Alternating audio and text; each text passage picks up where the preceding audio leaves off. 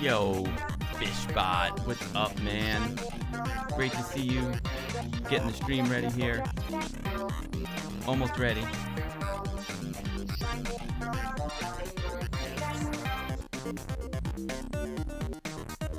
Ego Beakster, what's up, my man?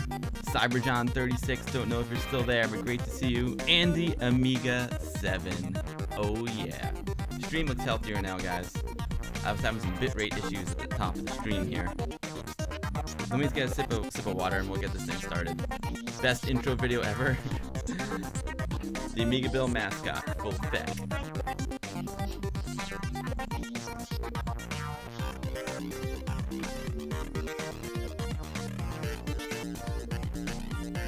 Almost ready here, guys.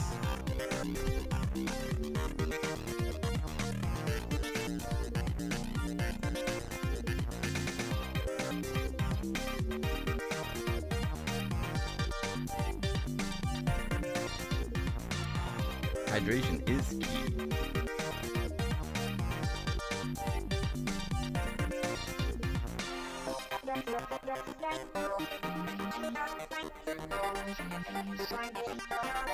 Alright guys, let's get the party started. Let's get this party started. Know what I'm saying? Know what I'm saying?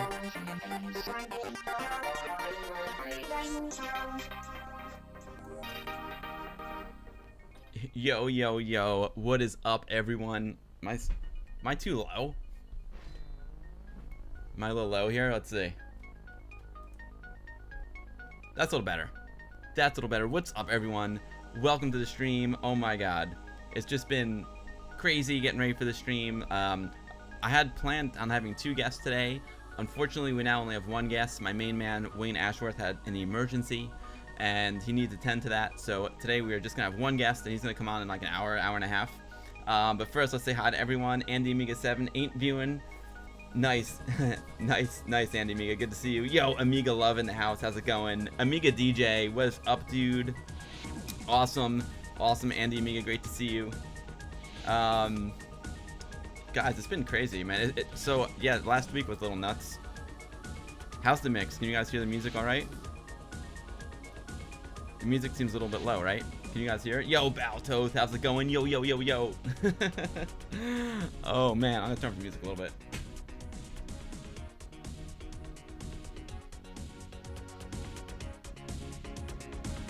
Is that better? Can you hear the music better? Yo, Phenotype 82. Audio's fine. Oh, thanks, Eagle Beaks there.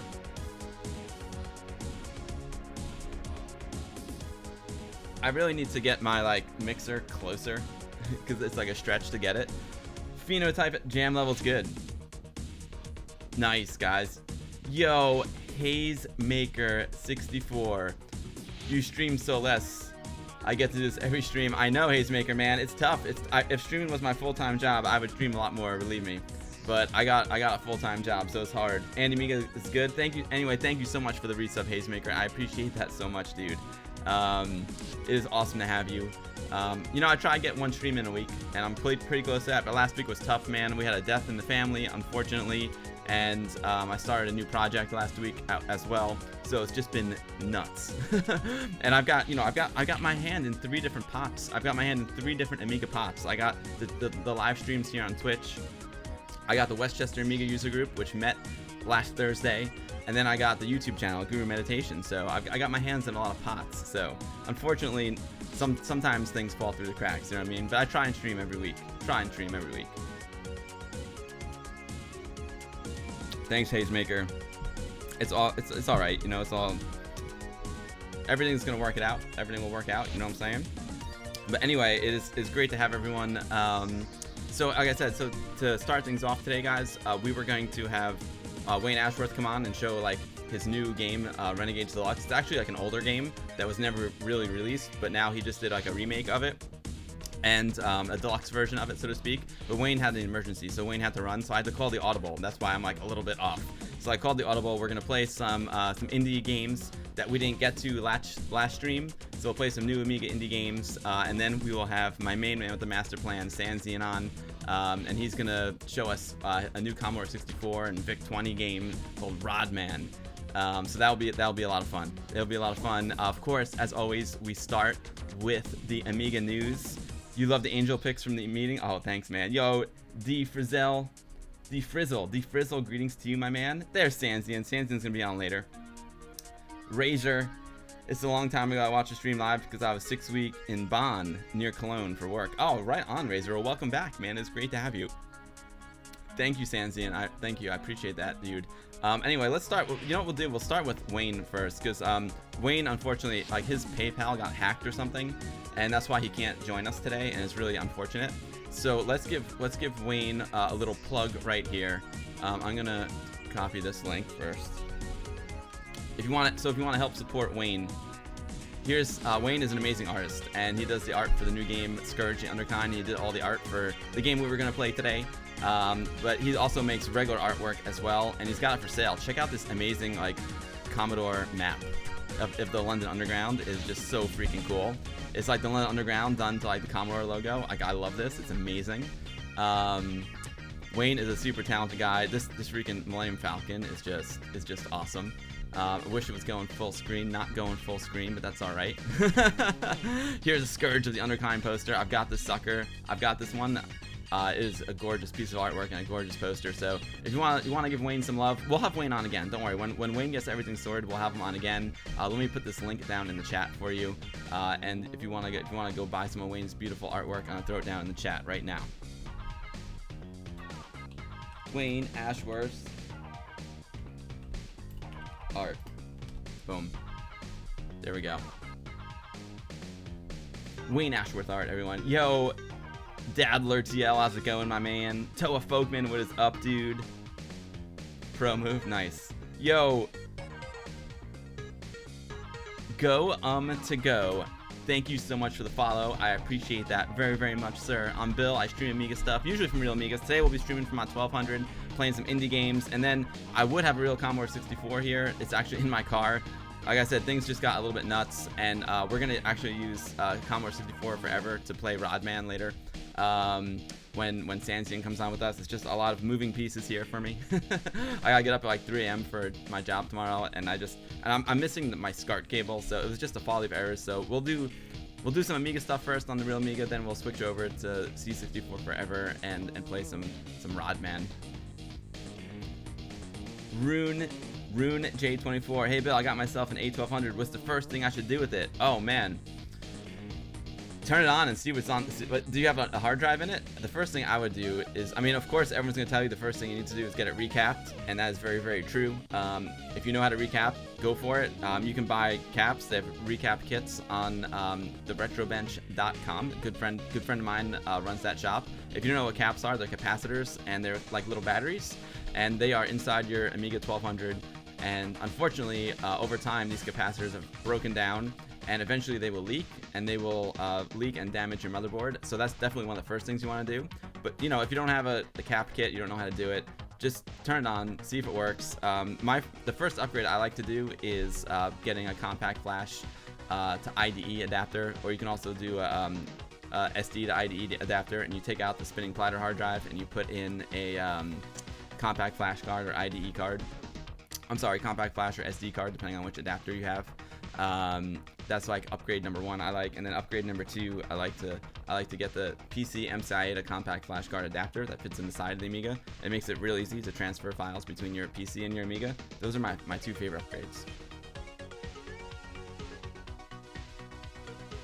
On the Dadler, on the left panel, first line Amiga Bill, second line retro. Does this mean that you are retro? I am retro.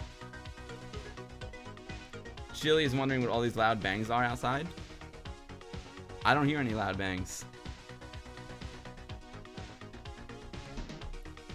Do you guys hear loud bangs? Try out Wave accelerator card. Yeah, accelerator card would be real helpful. My favorite one, I've got an ACA 1233N from Individual Computers. That's a great upgrade as well. But I would do the hard drive and the PCI MCI card first. It doesn't really matter. Like all three of those are great upgrades. I would just that's what I would do first. But it's also a cheap one. Oh, there's fireworks in the UK. Got it.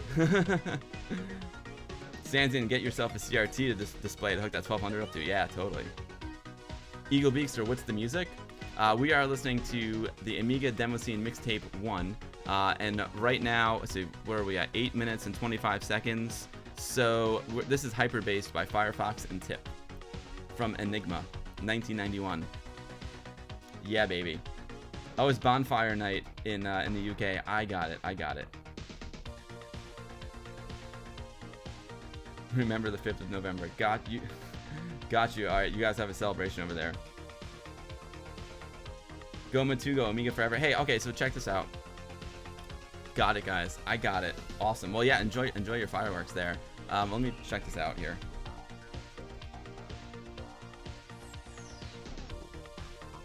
I can help you out here.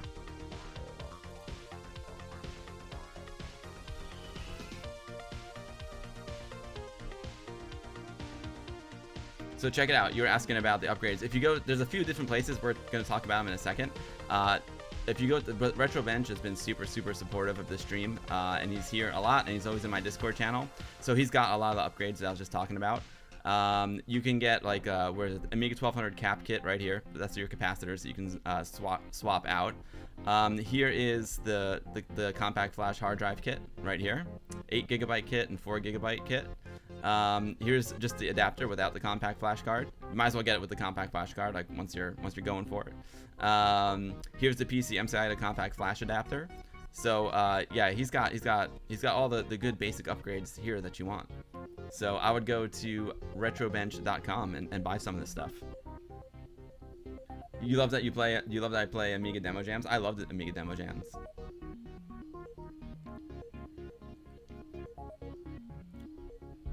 Dadler says, yo, Presda, what's up, my man? Great to see you. Sega, right on. We like Sega. Dadler says, in my club, we have a Revolution X arcade game. It did not work due to RAM failure message. Replacing the RAM didn't help because a broken capacitor leaked and the acid ate up the circuit path, which interrupted signals between the CPU and the RAM. Fixing the circuit path with a wire made the machine run again. Nice. See, that's the problem with the caps, man. They're not designed to last. They are not designed to last. I love Cyberpunk, you know? I love Cyberpunk mods. So guys, let's talk about some Amiga news. To do this, I'm gonna pull up my Discord channel. Because over here in the Discord channel, I've been just like throwing all my news into this Discord channel, and it helps me out a lot. So let's, you know, every stream, if you're new to the stream, welcome. I always like to start these streams just like hanging out, talking to my friends, because that's what my streams are. It's just me hanging out with my friends. And you know, if I hear any interesting Amiga news from the week before, I like to share it with you guys. So so let's check this out. Let's check this out, guys. Let's see. Let me. That's weird. Okay, cool. So let me go here. So AmiWorks has a new game coming out. It's available now for pre-order. It's called Heroes of Gorluth, and it is the sequel. They already have they already have Tales of Gorluth like 1 and 2 already, and this is Heroes of Gorluth. So you can now pre-order it here. I'm going to copy this link for you, and I'm going to throw it into the chat.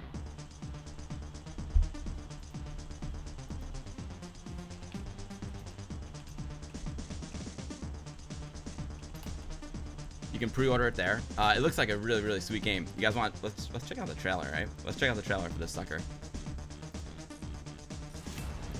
You know, I'll pause the music for 1 second, guys. Pause it for a second, and then we'll watch this video.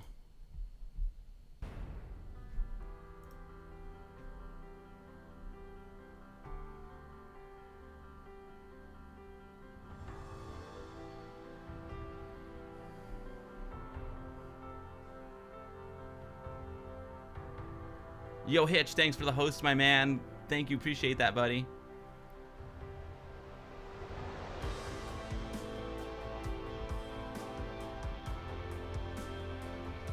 It looks beautiful, right? Look at those graphics. I'm totally pre-ordering this sucker.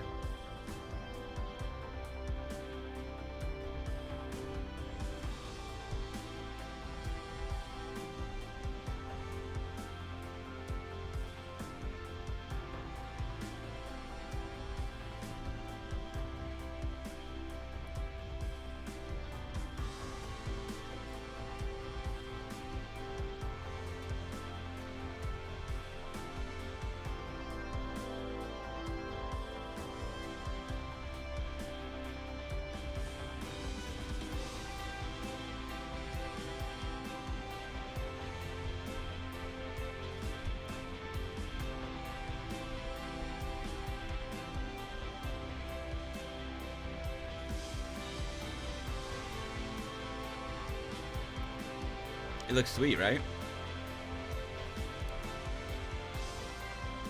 I'm totally pre-ordering this.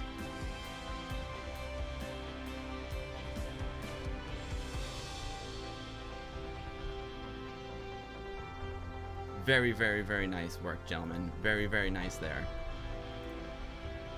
Let's continue. That was sweet, right, guys? I'm totally gonna get that.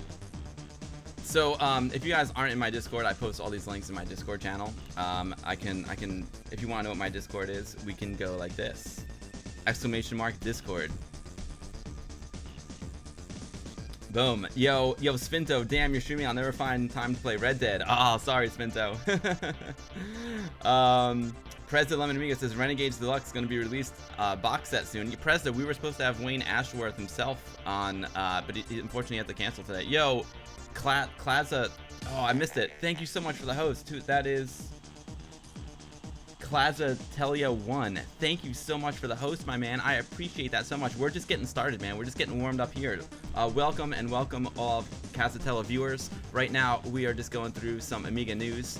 And then we're going to play some indie Amiga games, and then we're going to have a guest on. My main man, Sanzian, is coming on, and we're going to play his new game, game that his company makes called RodMan for the Commodore 64 and VIC-20, and it's available for a lot of platforms.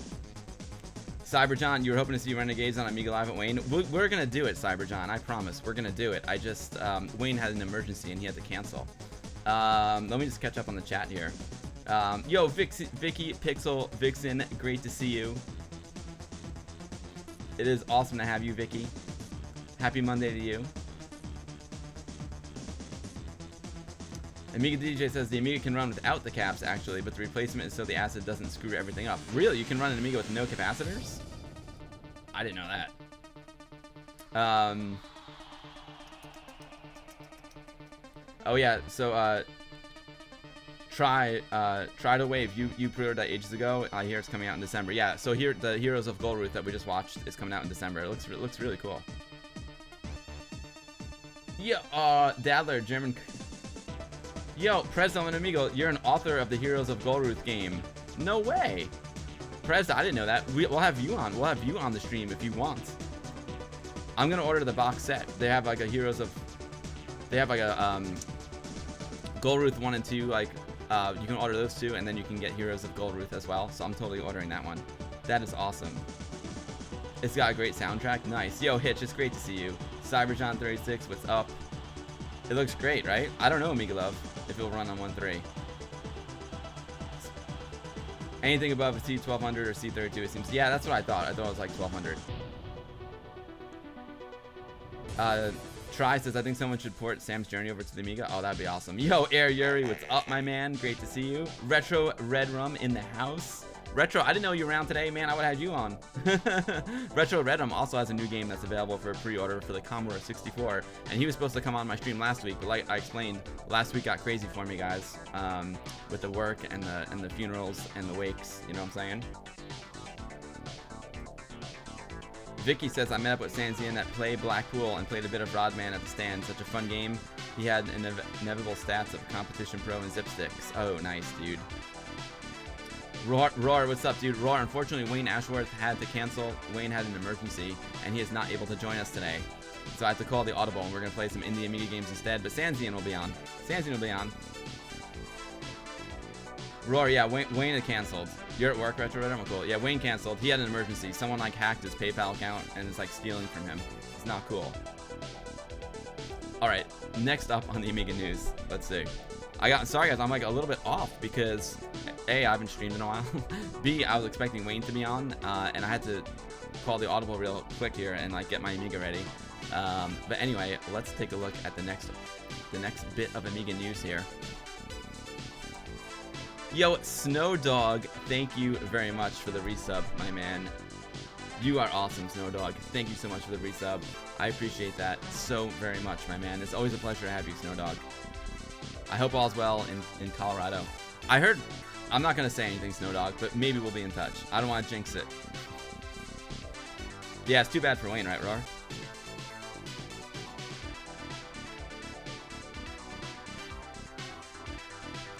Bono, C64 Amiga friendly Godfather. Yeah, right. Alright, guys, the next piece of Amiga news. So, as you know, there's been... as you may or may not know, I'm not going to get into all the details of this, but there's been a touch of drama in the Amiga world, so to speak. Not too long ago, Workbench 3.1.4 and Kickstart 3.1.4 came out. Hyperion released them. They were digital downloads. I actually made a little video about it. Unfortunately, they are no longer available from Hyperion. I'm not going to go into all the gory details, but the good news is they are now available as a physical release, so you can buy Workbench 3.1.4 and the actual Kickstart ROMs from Amiga dealers around the world. Right now, we're taking a look at Amiga on the Lake, which is my local Amiga dealer. They're actually right here in New York, which is awesome. So they've got it, you know, you have to choose which one you want to order. Here it is for the 500, 600, 2000. If you go to Amiga on the Lake's homepage, you can see they also have it here for like the 4000. They got it for the 3000, and of course the Amiga 1200. They're available for pre-order, and they should start shipping on November 9th. So that's rad. You can't buy the digital download from Hyperion anymore, but you can buy the physical copy and get a ROM chip as well. Also, the ROM chips are available individually. So if you already bought the digital download and you just want the ROM chip, Amiga on the Lake will sell you the ROM chip only. So that's pretty cool.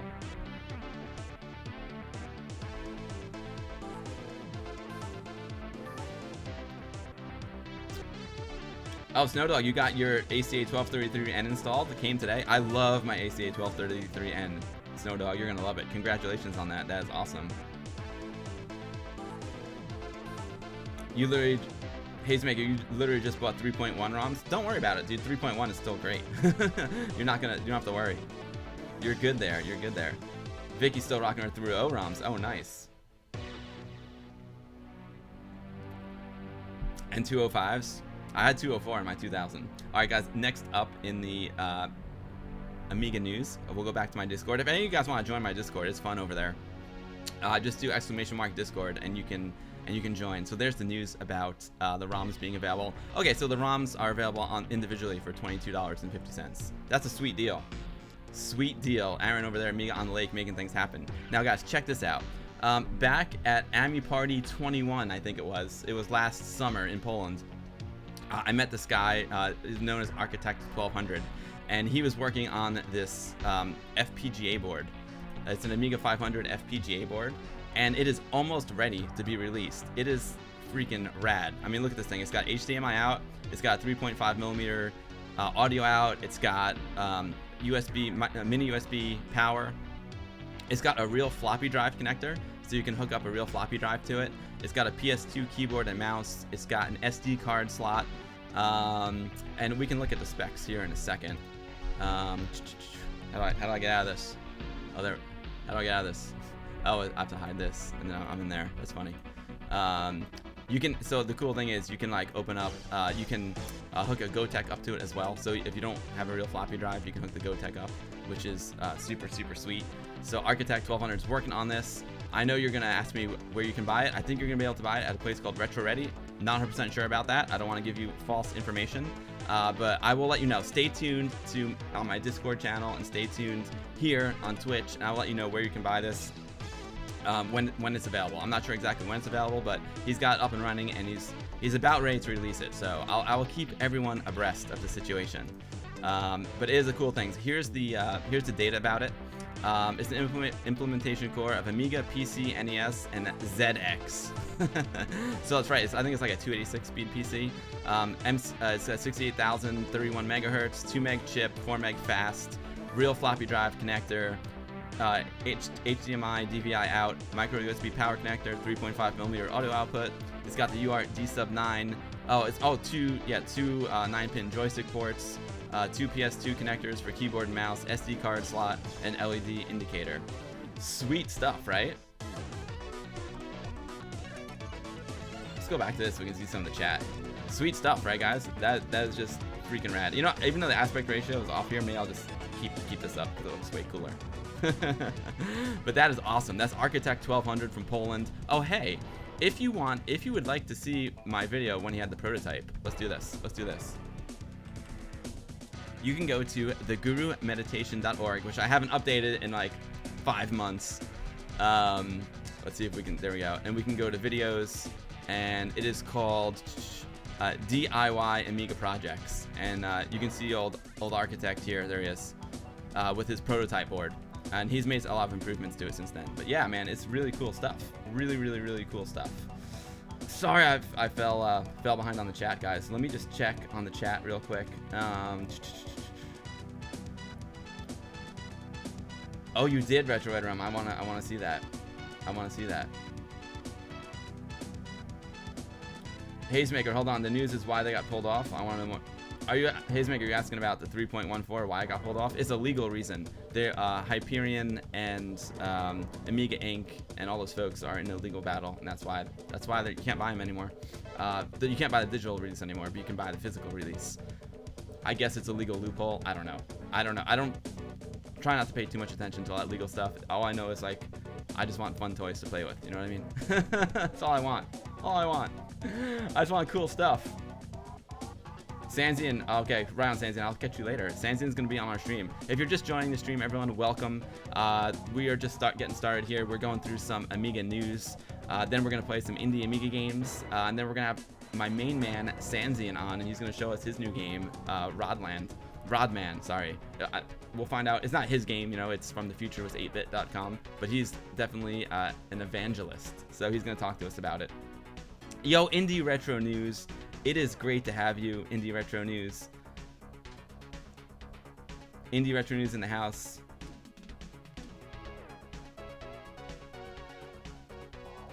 Indie Retro News just posted a new Dizzy fan game. Played it and it was so good. Shame it's only a demo. Oh, right on, dude. I gotta check it out, Indie Retro News. You're waiting on your keycaps for the Amiga 1200, then a new membrane. Oh, I know. Wait, what's his name there? Marvin might have some membranes for you. Indie Retro News. Marvin Drugsma. All we want, Vicky Pixelixon says, all we want is Amiga love, not litigation. I agree. I totally agree. Indie Retro News, we're going to get to some of your articles in a second. But it is great to have you as always, my man. If you guys don't know Indie Retro News, we'll give him a little plug right now. I'm sure I've got him here somewhere. Let's see. There's always an Indie Retro News bookmark in my bar because Indie Retro News is amazing. Let's go to Indie Retro News.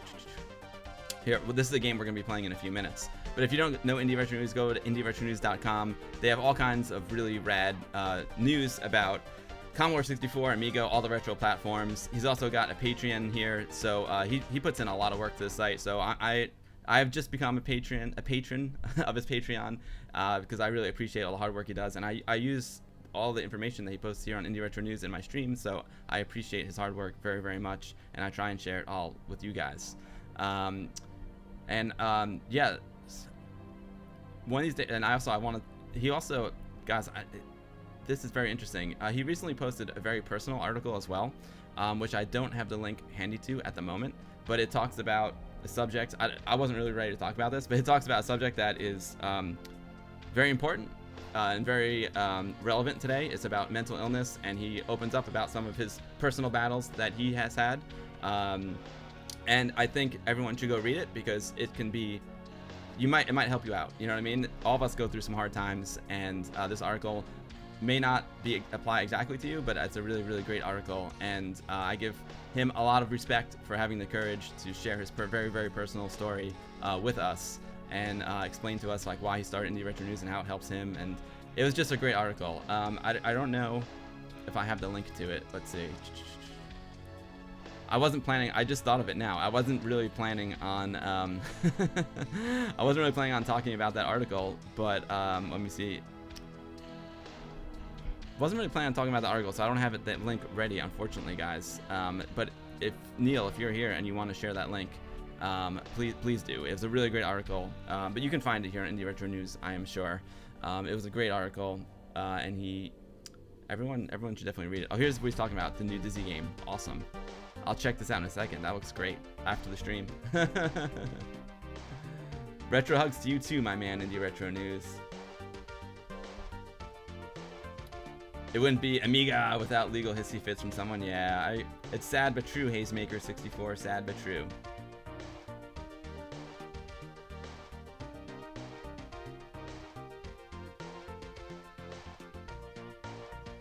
Fishbot, you like to read the mental health? It's really good stuff. It is really, really good stuff. It's a great article. Okay, there you go. Thank you for posting the link, Indie Retro News. I appreciate it very much. Let me put on the chat. So if you guys are watching this in the future, that's the link right there. You can see it under where it says chat. It's a long URL, but you can just go to indieretronews.com and find it. It's a really great article. Really great article. You know, like I didn't grow up the same way that Indie Retro did, but let me tell you, this sounds crazy, but last year I was bit by a tick and I got a disease called babesia, and one of the effects of this disease is depression, and wow. I felt some serious depression for the first time in my life, and it was very unpleasant, and not something that I chose, and something I needed to deal with. So it was something that's very relevant in today's society. A lot of people are suffering from this, and I think Twitch even just had like an entire mental health awareness month, if I'm not mistaken. I know a lot of people are streaming about it, and that's super, super cool that people share their experiences, because if you have mental health problems, you're not alone. It's not your choice, and you're not alone. You know what I'm saying?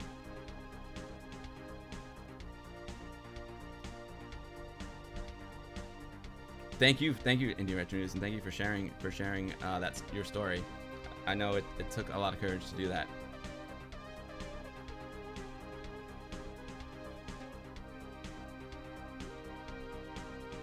Yo, Amiga Rama, what's up, man? Nice to see you.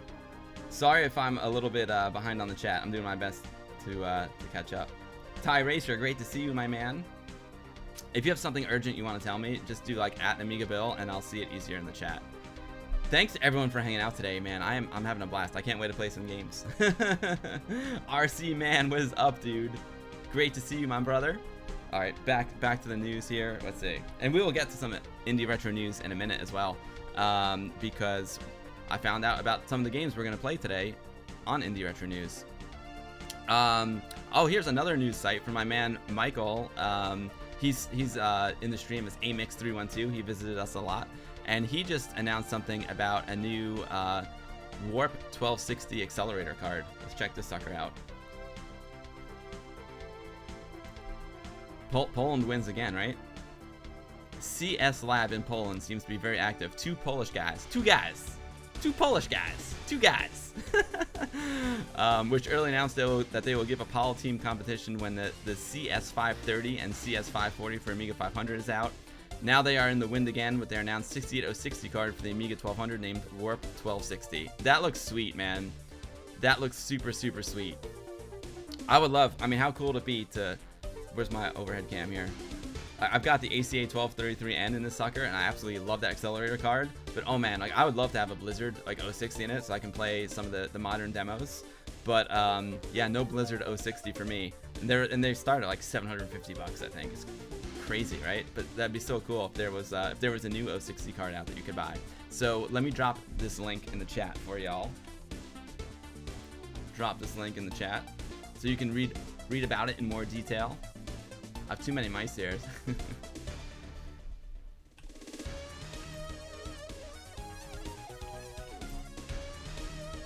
There you guys go. There's the link. There's the link in my green screen failure. Awesome. Poland for the win, you know it. Amiga Rama says, I wouldn't have much of a news section if it wasn't for indie retro news. That's fun. Hilarious. I get it.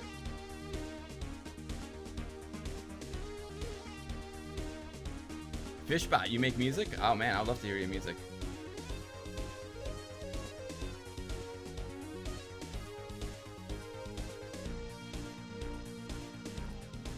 Amiga DJ says, how in the hell would they source 6060s for that? It's the main reason why there aren't any 060 accelerators. Yeah, I know. I think it's FPGA, right?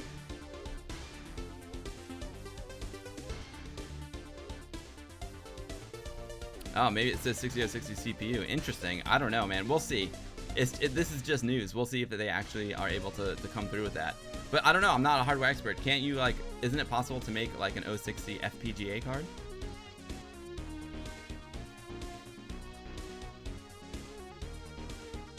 I like this. Whatever these geniuses from Poland do, whatever these geniuses from Poland do, they will release a killer card for all Amiga 1200 users that wants much more authentic power. These geniuses from Poland. We'll see what they come up with. I don't know. I would love to have a new 060 card. That'd be rad.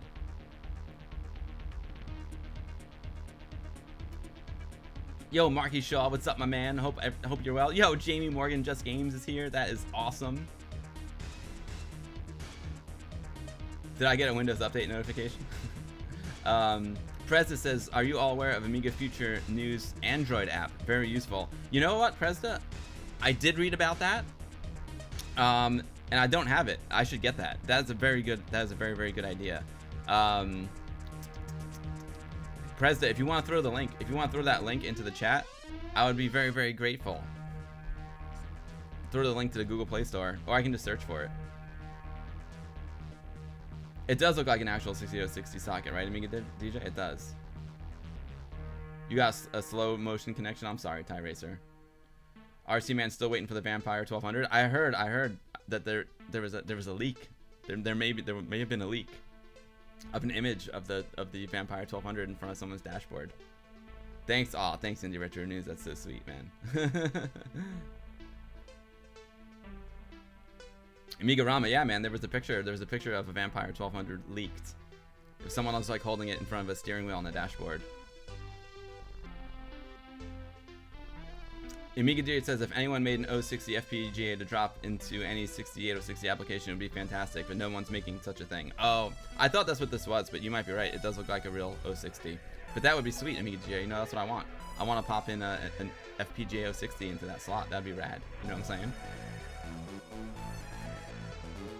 Yo, Florin, what's up, dude? Great to see you.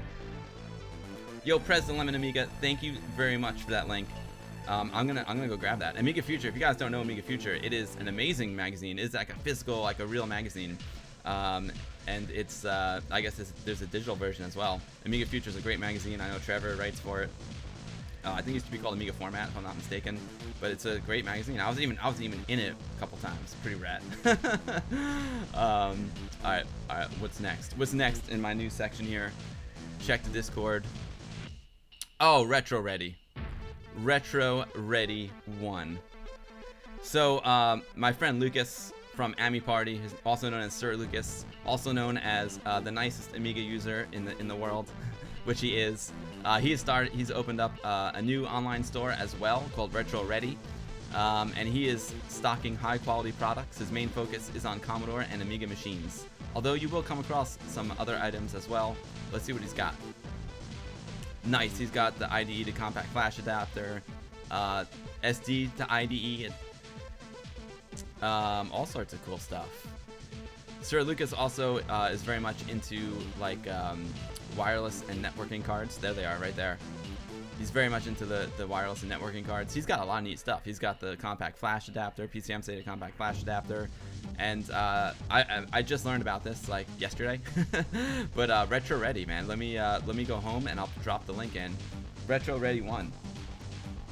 Sir Lucas is a great dude, man. I love Sir Lucas, so I'm definitely gonna support him with some purchases over here. Sir Lucas is the man. You can see him on my Ami Party video, Ami Party 19 video. You can see Sir Lucas.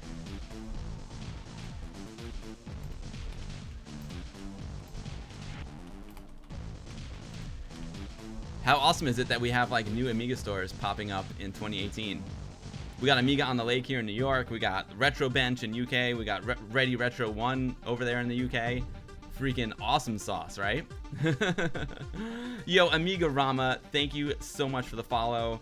Amiga Rama, I think you might have a podcast, if I'm not mistaken. The other thing I like to do here on my Twitch streams is promote other Amiga users and other people that are doing cool stuff and have cool YouTube channels and podcasts and stuff. So Amiga Rama, if you wanna post a link to your podcast or your YouTube or whatever you do in the chat, please go for it. I'm pretty sure you got a podcast. I apologize, I haven't really followed it much because I have been slammed and unfortunately I haven't had that much time to like enjoy YouTube and enjoy other podcasts that much. So please put a link down because I want to check it out too. Florin, I'm doing well, my man. Thank you so much.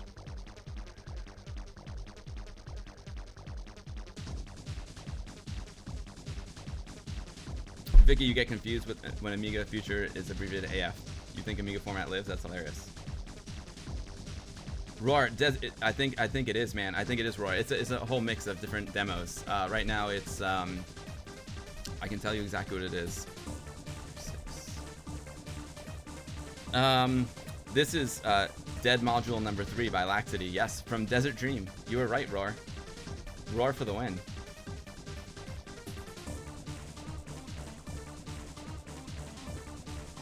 Oh my god, look at my caps lock. That's hilarious. Vicky says Retro Ready 1 is sponsoring Amiga Ireland. Nice, Vicky. Nice. I think you're right. I think they are sponsoring Amiga Ireland because Sir Lucas is one of the guys in the Amiga Ireland podcast. Oh, nice. So yeah, so check out AmigaRama.com. It's a weekly podcast and loads of content. Right on, Amiga Rama. Thank you for sharing that. AmigaRama.com. I'll make a command for you. So yeah, everyone go. Let's check it out. Let's check it out, man.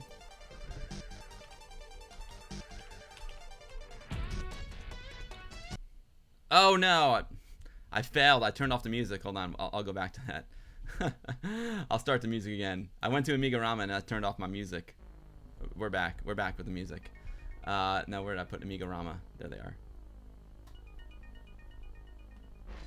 There's Amiga Rama. So you can go to AmigaRama.com and there's his podcast. Sweet, I love podcasts. Oh, nice. Cannon Fodder podcast. Deluxe Galaga. Sweet. I'm totally. Oh, Walker. Anthony and I, man, that's our favorite game to play at Amiga events. So that's super, super cool. The Amiga community is beautiful. Fishbot. Steve Fusion X. Amen, brother. That's what I think I figured out. That's like where my place is in this Amiga community because I've been running the Westchester Amiga user group since 1989, and I think that's where I fit in, man. I'm not like a technical wizard by any stretch of the imagination, but I'm good at bringing Amigans together. So I think that's my Amiga talent. So anyone who has something cool Amiga-wise that they want to promote, let me know, man, and I'll help you promote it.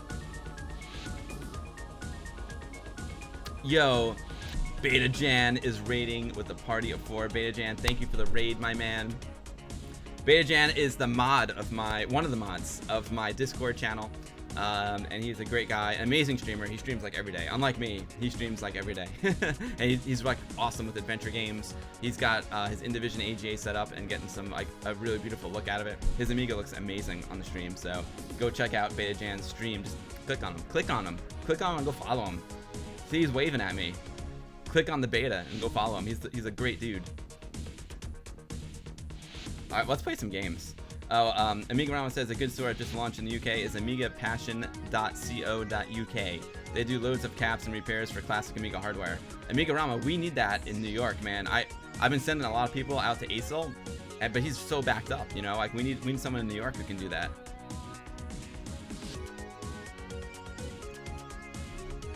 Ty Racer says Amiga Rama is a very good podcast. He loves it. Nice. I can't wait to check it out. Let me just make sure I didn't miss any news here. I think that's it for now. That's it for now. Let me see one thing real quick here. I have too many tabs open. Too many tabs. Social media. I just want to show you guys this really quick, and then we'll play some games because I'm dying to play. And Sandsyn will be coming on soon. If I go here, Guru Meditation. Let's say I'm going to Facebook.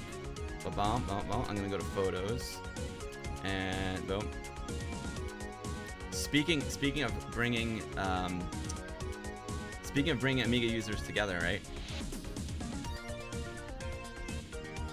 If you happen to be in the New York City area, visiting or living, you are welcome to join us at the Westchester Amiga user group. We meet on the first Thursday of every month. I may be having a little brouhaha coming up in November, a little like holiday kind of party kind of thing. We'll see if people are interested. But yeah, we meet on the first Thursday of every month. If you're interested in joining our little club, let me know. Right now, we really just have an email list where we discuss like if we're gonna meet or not. But if you happen to be in the area, check it out. We meet in this like mall, which isn't great, but then we go out for beers afterwards, and you know, we use emulation, and we have a great time anyway. And then we have these special events that I host throughout the year. And like I said, there's probably one coming up in a couple weeks, so it's gonna be it's a good fun time. And speaking, look at that red pill puzzle. We're gonna play that in a second. We played Ami Minor on stream last time. We played this one on stream. Can't remember the name. Mini Legion. We played Mini Legion. So yeah, good stuff. Then there we are at the bar. Good times, man. Good times. So if you want to know more about WUG, I can put send me a whisper or an email on bill@thegurumeditation.org, and I can get you on our email list. And you can also go onto Facebook, facebook.com/thegurumeditation, and I post our meetings there as well. Hey Twisted, what's up, my man? Great to see you. Vicky says, what's with Anthony there? I wanted to say on Twitter, but I forgot. Oh, what happened? What happened there? I misclicked. So, if you want to know what happened to Anthony here, Anthony is alive. He's fine, but he's dead to us. Anthony moved to Florida, so he's with us in spirit at these meetings. So I made the Amiga Anthony Angel. I made Anthony Angel, and as a joke, I just kind of like put him in. I put him into to our photos.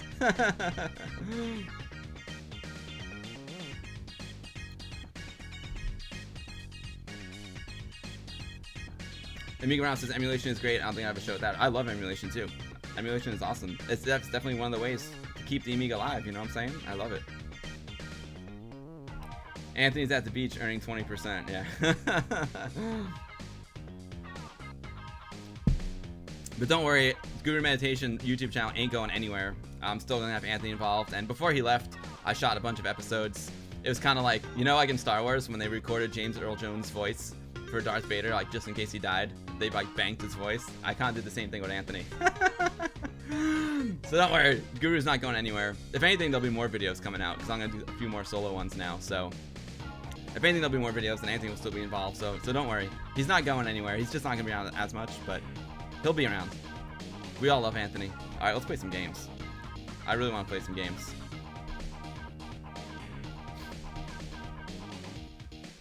Anthony moves to Florida to become a swing vote. His vote counts. It sure does. All right. So, speaking of indie retro news, I found out about this awesome game on Indie Retro News. It's called A Mission Impossible. It's by our main man, Earrock. Earrock is no stranger to this stream. He's been a guest many times. I've played many games that he has remastered, re-released, made from scratch. And this one is called A Mission Impossible. And this one is basically, this was just a game for fun that he did. Check it out. Check this out. It's actually, he did it in, it was an entry into the itch.io 2018 first person shooter jam. And it was coded entirely between the 20th and 27th of October. So he made this game in 7 days. Crazy, right? So we're gonna check it out. Sin Lao, what's up, brother? Great to see you. All right, let's switch over to Amiga mode here, guys. We're gonna check out some A Mission Impossible. Thanks everyone for hanging in there. I love like doing the news. The news ends up going like longer than I expect all the time. But I love just hanging out and talking with everyone. So now we're gonna play some A Mission Impossible, a game that was made in 7 days by Earrock. It's free. It's just like, it's kind of like a party game.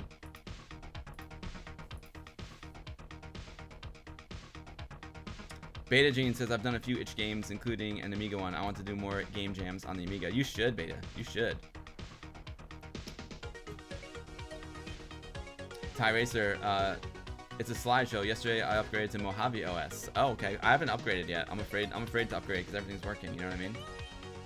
Gunstar Hero, what's up, my man? How's that Vampire 1200 inside of my Amiga? It's awesome, dude. It's almost as nice as my ACA 1233N. Great to see you, my dude.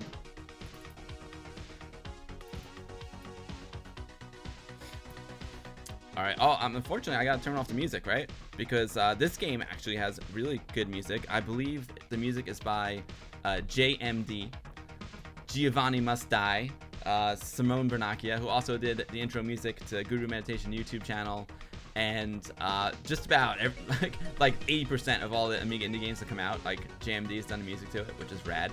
All right, so guys, I hope this music's great. You know what I'm gonna do before I play the game? I'm just gonna drop this link into your chat, so you guys can go follow DJ RV on SoundCloud and listen to these mixes when I'm not streaming.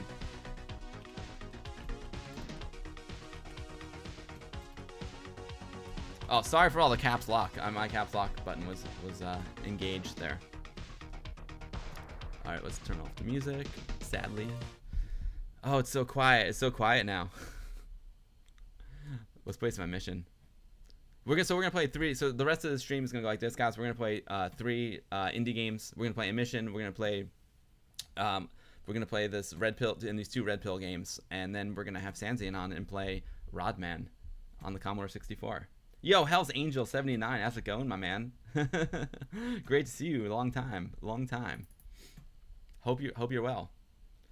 And let's see. I hope the volume's gonna be okay. Let's try this.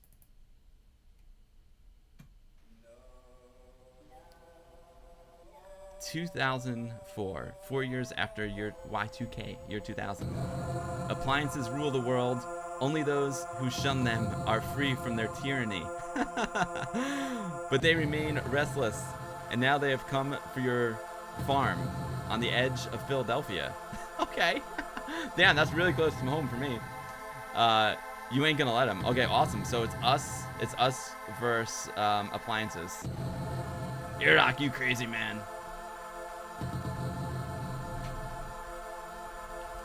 I got my monster joystick ready to go. Go check out monsterjoysticks.com. I need to make a command. I need to make a joystick command. I meant to do that before the stream, but then Wayne canceled, and I got a little nervous there. So we're gonna use the monster joystick here and play a mission. Gunstar, I have a separate install with 314. Right now I'm on 3.1.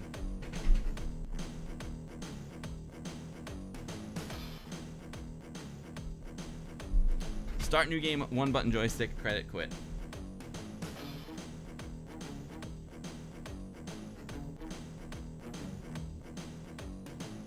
After playing this game, Amiga builds, Amiga will come after him, says Indie Retro News. That's I'm afraid. I'm afraid. Right, here we go. So I got a pitchfork and a shotgun. Weird. Forward is not working. There we go. Oh yeah. Oh shoot, this knife is getting me. Let me get the health. Nice. Picked up some health. There's a cow, because we're on a farm. On the outskirts of Philly. Oh, here's a dude. Let's see what this is. Oh, that's a toaster. He's firing toast at me. The toaster is... The knife and the toast, man. This toaster... Oh, man. This toaster... That toaster was difficult. I could use some health. I really could use some health here. Boom. Alright, we took out the knife. What's getting me? There's the health. Did I shoot the health? What's that? It's a vending machine. Oh yeah, health. Thank you. I don't know how to dodge the toast. I shoot the toast and the toast don't die. Oh, the toast got me. Wave 5 of 30, you're toast. This game's silly. I like it. It's silly. It's amazing, right, Amigurama? Yeah, dude, he made it in 7 days. Twisted, be right back, lurking mode for a bit. No worries, Twisted. Sinlab reminds me of Backlash in a weird way. Nice. Yo, Play Avelli in the house. What is up, my man? Play Avelli, I cannot wait to meet you in person. I'm very excited. I'm so excited because this month I'm meeting 2 of my Amiga friends in person. I'm meeting Play Avelli this weekend. He's coming to New York. Bring some of that SoCal weather with you, please, Play Avelli. And my man Modern Vintage Gamer, another YouTuber extraordinaire, is coming to visit me. Well, he's coming to visit New York, not me, but he'll visit me while he's here. Must be inspired by Maximum Overdrive. Cool game. Yo, Sfinto, I love Maximum Overdrive. I don't know how to restart the game. I might have to reboot the Amiga. I guess I'm toast, man. Let's restart it. We'll try it. We'll play. Well, I want to play one more round. East Coast, West Coast united. You know it. Bring some of that SoCal sunshine with you. Although the weather's been pretty good here in New York. Today it stinks. It's raining. But you know what? I like to stream on rainy days. The Toast Apocalypse. Toast Apocalypse. We'll play it one more time. We'll play one more round. I made it to round 5. It's not bad.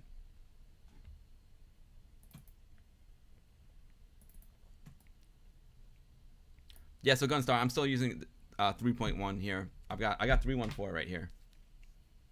This is my Amiga 314. I'm gonna buy the ROM chips from Amiga on the Lake as well. So we'll stream that. We'll stream the hell out of that. I promise. Level 3 has large waves of Marmite. Oh wow. What is that? Understood Polish bat eagle eye? I can't wait to see what you clip there, Toa. The fork and the lighter remind you of Blood PC? Yeah, totally. You love the smell of napalm in the morning? Oh yeah.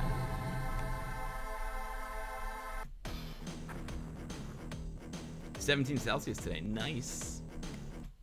Alright, here we go. Let's kill the knife.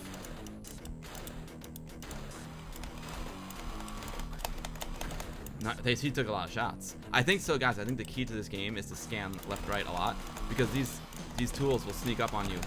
There's a cow. I don't think you can kill a cow. I tried. Yeah, you can't kill a cow. You can't kill a cow. Don't kill it. Save a cow. Eat a mushroom burger. Save a cow. Ain't no dead cows in my house. It's really hard to dodge. See, there he is. The freaking knife. The butter knife is no joke, man. He does the sneak attack.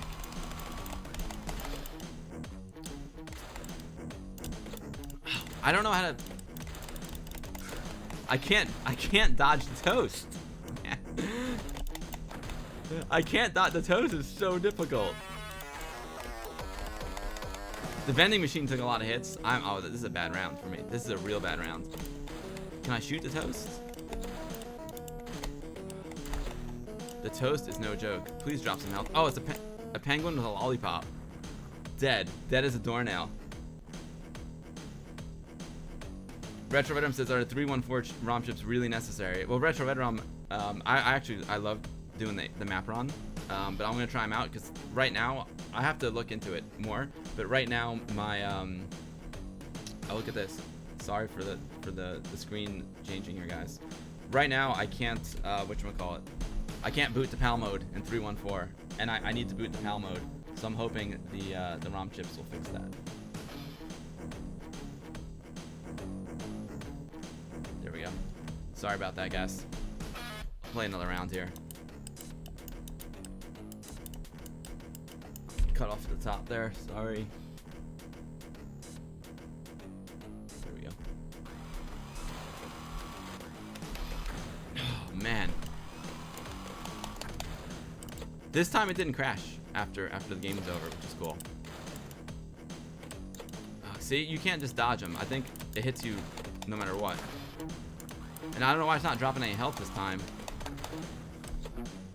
Wow. So sometimes I can kill the bread, sometimes I can't. I'm toast. So I think it's a bug, right? I think it's a bug. I think if you get killed by the toast, you have to reboot.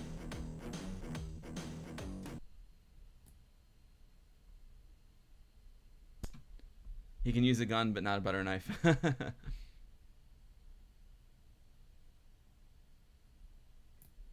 Vicky's editing some photos right outside of Ashford right now. Sweet. Captain John Archer is here. What is up, dude? Amiga Sun in bed. Sleep well, Amiga Sun. Sweet dreams to Amiga Sun. I would love to go to Amiga Ireland. I mean, who knows? Maybe I can get to Amiga Ireland. It's like the week after MagFest here, and MagFest is just a whole lot easier for me to get to. But maybe I can get to Amiga Ireland one day. I would love to. It looks awesome. And I love Amiga Ireland podcast. They're really nice guys. Here we go. All right, one more round of this, and we'll play another game. Kill the butter knives. That butter knife took. Oh, what's that? A plunger? Oh, it's a sink. Whoa! I got a new weapon. It's a spray bottle. Oh, this weapon is awesome. I can rapid fire now. I wonder if this can kill the toast. Oh, I ran out of ammo. Sugar. Wow, there's more to this game than you think. Just when you thought you've seen it all, it surprises you. There's no stopping that toast. There's no stopping that toast. I wish you could shoot the toast. It'd make things a lot easier. I wish you could shoot the toast. I will call it Iraq. Tell him to, hey man, we gotta be able to kill the toast. We gotta be able to toast. Oh, drop. Yeah, I could use that health. Thank you, sir. Here comes the vending machine. Drop some health. I love it. I wish the toast would drop some health. Yes. Perfect.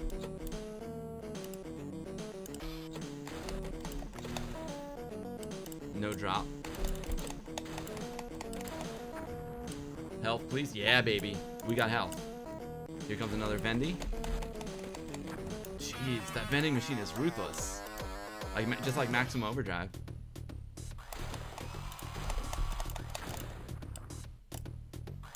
Wave 6. Okay, this is an all new high score for me. I'm psyched.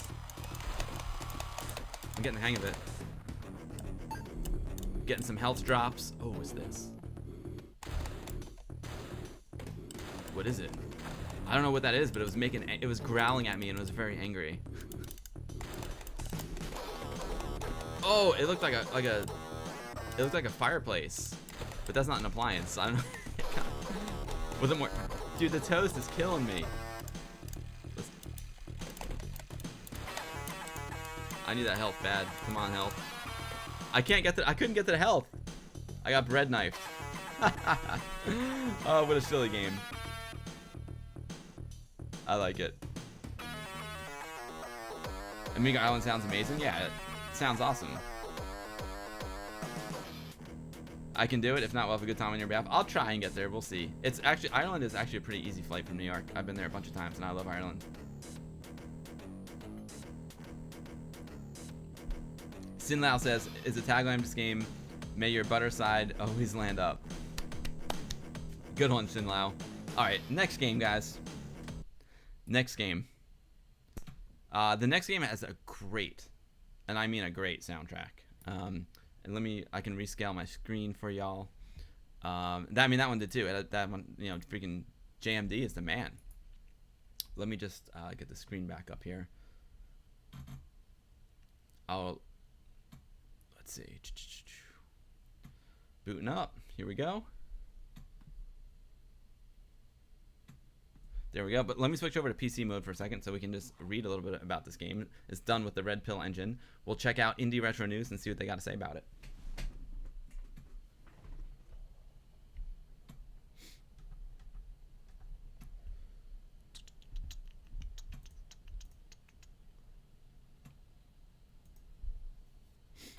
Red Pill Puzzle, it's called. Sweet. Another Amiga news story to set the evening. Let's see. We've been told by a good friend of ours that Lemming880 has released an updated version of his puzzle game, Red Pill Puzzle, for the Amiga. The game is developed using Red Pill. It's a diamond moving puzzle game in which you need to move the colored diamonds around the maze into the gray colored squares to win the level. Red Pill Puzzle isn't the most eye-popping of games we've seen on the Amiga, even if it's a demo, but for what it's worth, it's still fun to play, and it's got a nice soundtrack that will keep you going right up until the demo ends. Nice. Yeah, so awesome. So this is just a little demo game. When you'll see when we play it that it is definitely a work in progress, but it's a really fun game, and I love the music. I love it. So let's switch back to Amiga mode, and we will play some Red Pill Puzzle.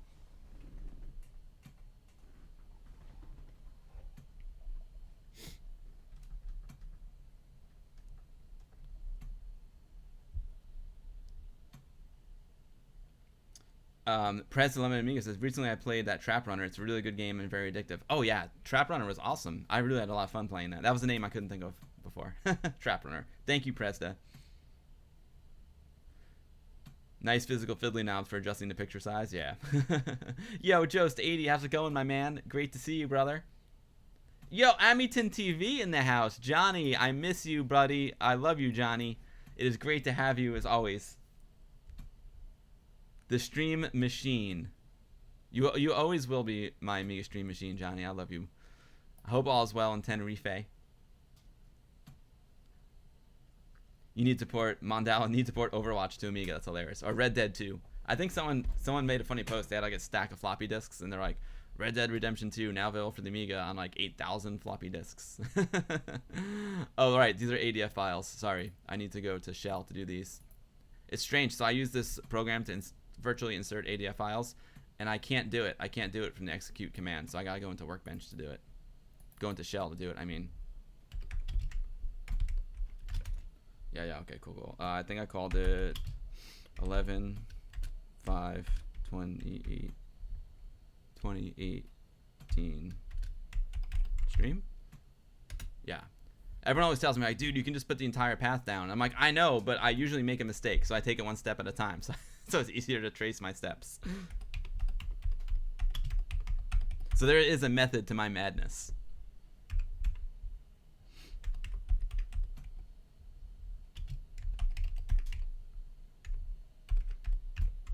All right, execute insert script lemming 88.adf, insert it into df1. I hope that did it. Just move this sucker over.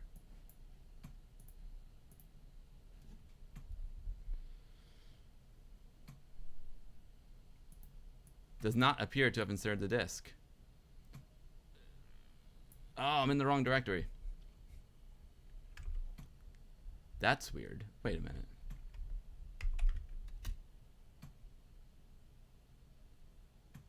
Weird. I told you I usually mess up. Alright,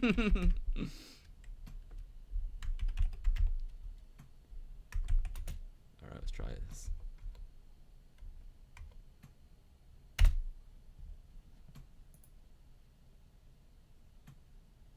There we go. Now it worked.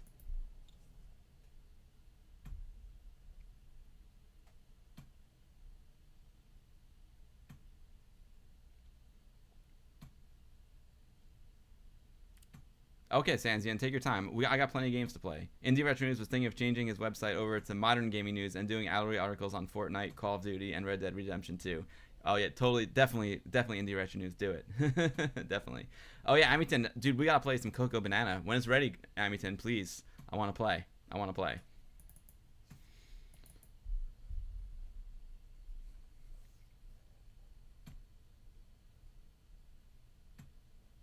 Johnny makes awesome games. Last year's release was Dream of Rowan. I got the physical release over there. Yeah, this music's awesome.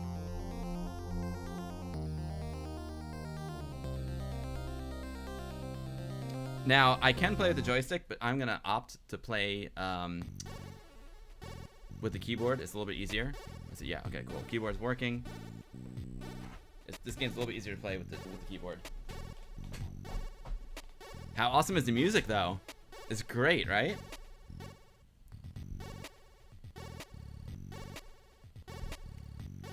Okay, so I am the blue diamond, and I got the green ruby, or gem, whatever it is, and the purple one, and we gotta get it into this gray area here. So it's a puzzle game, and you know, it's a work in progress. So what I would love to have is like a counter that tells you like how many moves you've made. And so like the fewer number of moves that you do, the higher your score. I think that would make the game really cool and really interesting. And obviously you can't corner the gem, and you can't smash it into the wall, right? So if I were to hit the purple gem there, it would end my game. And now here's a little bug, right? You can't actually like line up here. You can't line up to go left. So instead you just kind of go around the corner and use the walls to line you up. It works. It's a work in progress, but it's a neat little game, and the music is just awesome.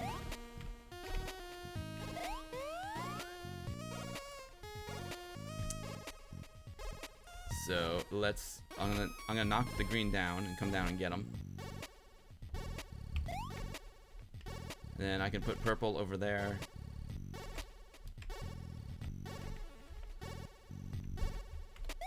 Put purple there. Nice. Let's go bang in the green. Nailed it. See, you can't. See, it doesn't line up, right? So I can't go up there. So instead, I have to go all the way around. I have to like use the walls to line me up. They'll fix that, I'm sure. It's fun though. I mean, and the music's rad. All right. So I'm gonna knock him over here like that. Then I'm gonna knock down the green. But how do I line myself up? How do I get up there? Okay, there we go. Knock green down. Unless they did that on purpose. I don't know. Boom. Purple's done. Let's get green in. Beautiful. Beautiful. Alright, so now I gotta get these guys in. I'll go purple first. Boom. Alright, how do I go right? I can't go right. Stuck. I guess I gotta go down here. Go all the way around. Alright. You know, it's funny though, because like the way they place the walls, it's almost as if they expected that to happen. So maybe it's part of the strategy, you know? Maybe you gotta use the walls to line up. I don't know. Alright, but how do we go left now? I guess I gotta go around this way.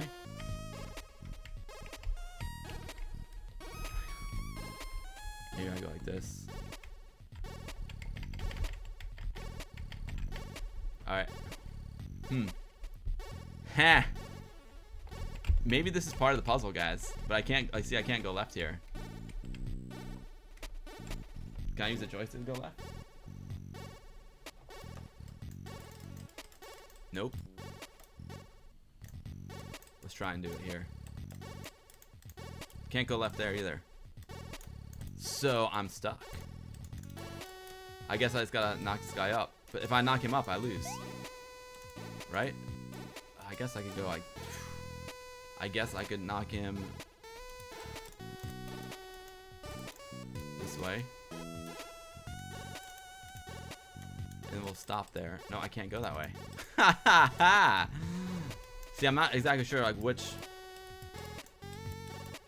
It's a little buggy. I think it's a little buggy. Let's knock it. Can I smash him into the wall? Hey, Stewies, how's it going, my man? Great to see you. Amington, where's Wayne? Wayne had an emergency, Johnny, and he had to cancel. So I called the audible, and we're playing some indie games. But Sanzian's gonna come on. Yo, Peppy666V2. Thank you very much for the follow. I appreciate that very much, Peppy. I'm Bill. I stream Amiga stuff, usually from Real Amigas. Today we did a little Amiga news to start off the stream. My buddy Wayne was supposed to come on, but unfortunately had to cancel. So we're playing some new indie Amiga games. Right now we're playing Red Pill Puzzle, and it's a work in progress game. And then in a few minutes we're gonna have my buddy Sanzian on. He's gonna show us a new Commodore 64 / VIC-20 / other platform games. Peppy, you just heard the news about Daglish today. It's really sad news, right? Really, really sad news. So I guess I gotta knock this guy up. Baltos, this one is called Red Pill Puzzle. Way too young. I know. It's really, really, really sad. We were playing some Daglish tunes back when he passed away. Very, very sad. So I'm gonna do this. Can I go right? That is the question. Alright, so I have to go down like this. And I can probably come around the top and get him in. Can I go left there? I can't go left there. Let's at least get the green one in. Now, there's gotta be a way. There's gotta be a way I can get this purple guy down.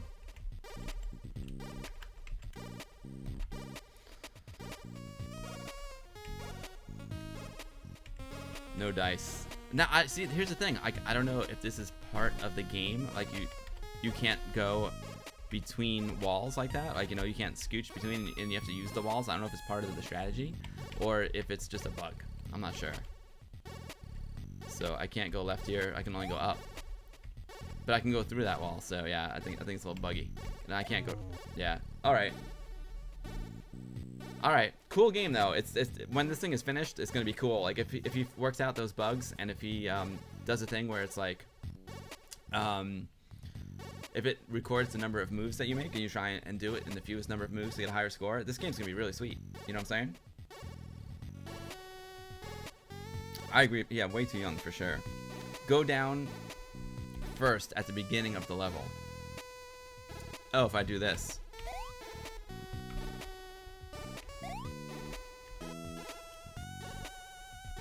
But now I'm stuck, right? I can't.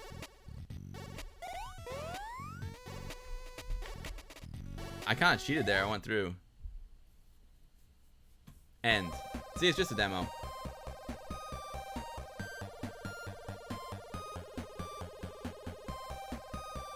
That's for the thumbnail, guys. Thank you, President and me, for the tip, though. I love the music.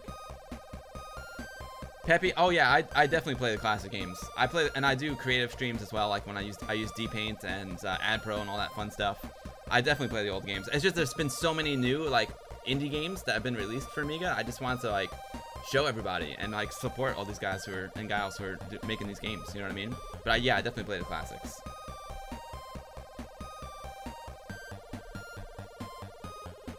Awesome music, right? I love it. I play plenty of Lemmings.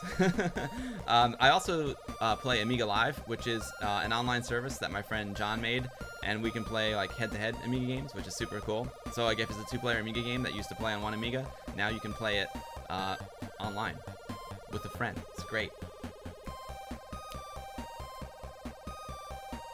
It's a great tune, right? I could just keep that playing. All right. Final indie game, and then we'll see if my man Sanzian is ready to go. Preza says, I think Red Pill is suitable for games like this, but going through the wall is a strange bug. That comes probably inside of Red Pill. Yeah, I think you're right, Preza. Red Pill is like a game construction program. Peppy, yeah, man. Peppy, if you go back to, like, maybe, was it my last stream? Or it's 2 streams ago, you can watch us play. There's it's called Amiga Live. If you check my videos on Twitter, here on Twitch, you can see I've had like Playavelli came on with me, Hazemaker came on with me, Sanzian was playing with me. You can even play, I think it's up to 5 players on Amiga Live. So it uses FSUAE emulator. It uses like the multiplayer feature of FSUAE, and he's got a server. And you both connect to a server, and then you can play online. It's really, really sweet. I think, do I have a, oh, there you go. Thank you, Captain John. I was about to do that. Captain John was on it. There's the link to AmigaLive.com. If you want to know, like, if you're on Discord, you can join my Discord channel, and then I'll link you to the Amiga Live Discord channel. So obviously you need a friend to play with, and there's not always someone online. So you can either go onto their Facebook group, the Amiga Live Facebook group, or the Amiga Live Discord channel, or my Discord channel, and find someone to play with. The Amiga Live Discord channel is probably the best place for you to start. 8 players, CyberJohn says. I don't know if Amiga Live supports 8 players. I thought it was 5, but I could be wrong. I don't know for sure. I could be wrong. I don't even know an Amiga game that supports 8 players. Oh, here I go again. Here I go again, trying to use Workbench. Here I go again. Stop me. Now, I know I can type in the whole path, but I always make mistakes, just like I did there.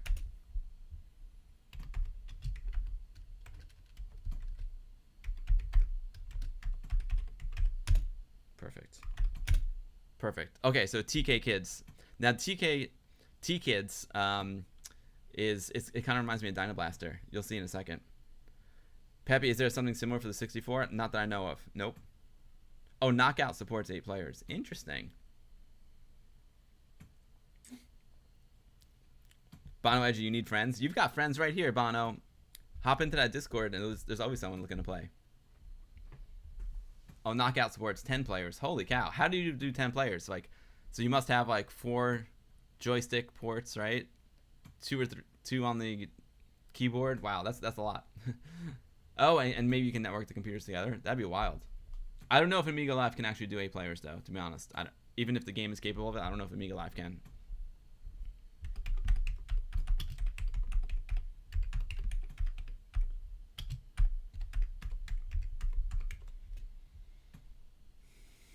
See, I told you I messed up. Hey.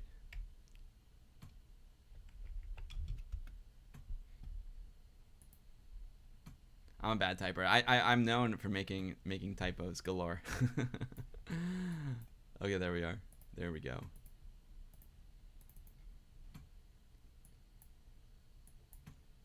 Tronic Kids, that's what it's called. 10 players, that's 9 people on the floor and me on the couch. That's hilarious. Oh, wow. 8 players, that is a lot. That's a lot, right? Captain John, that is an ADF mounting tool, so I can mount the ADF files as a virtual floppy drive on my Amiga. I can send it to you. It's on Amunet. I can send it to you through my Discord if you want.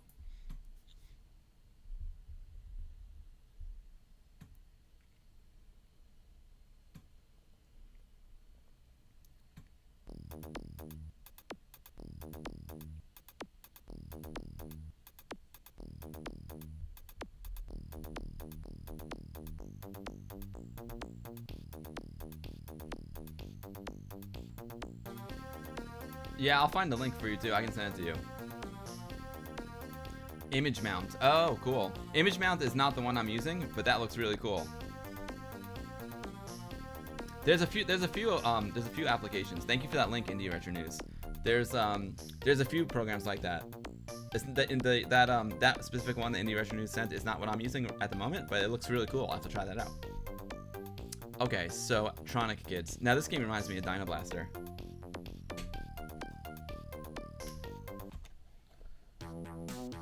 Okay, so I'm the blue dude. So what happens is you're this dude and you drop a hole, and the baddies fall into the hole, and then you collect treasures and stuff.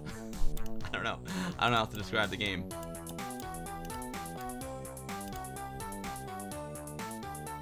Nice music, very nice music. Now the tricky thing with this game is a lot of times the bad guys are like stacked up, so you kill one and there's another dude like right there.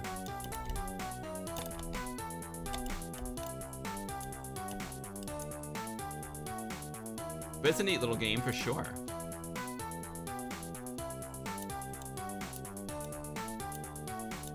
Indie Retro News, no, dude, I'm happy that you posted that link because I don't mind finding another program to mount ADFs. I know there's a lot of them out there. I found this one on Amunet and it's been working for me, so I like it. I just wish I didn't have to go into Shell, so if I can do it right from Workbench, that's cool. Like if I use the execute command in Workbench, it won't work.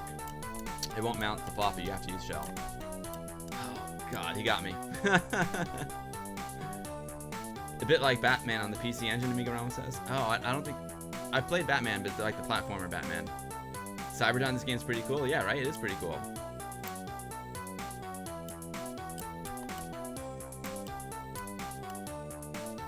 The graphics are sweet. The music's sweet. Again, guys, like these are all like these little indie games. A lot of them are party games that like 1 to 3 people made. So we're not, these aren't like AAA releases here. But I'm just so happy people are making new stuff though. It's great. You got me. If they could work that little bug out, because you just don't know how many dudes there are, you know. The map is pretty nice. The map's real nice actually. Yeah, next stream I'll probably play some of the classic commercial releases. I haven't played a classic commercial release in a while. There's just been so many indie games coming out. Like I just want to play them all, you know.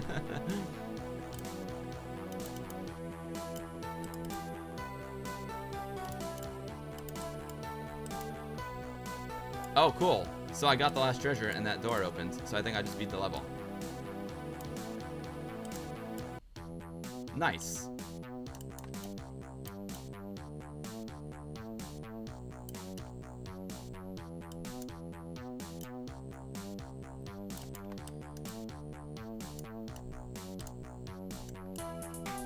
Music always on point, yeah. Hey babe, how are you? I'm gonna clean it up, don't worry. There was a little accident, it's fine. The music is great, right guys? The enemies are attracted to you like a magnet. Yeah, see, so I go left, right, and they're mirroring me even though they're on the other side of the wall.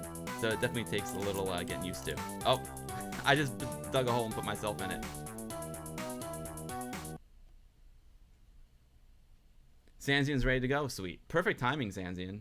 Perfect timing. That's a great little game, guys.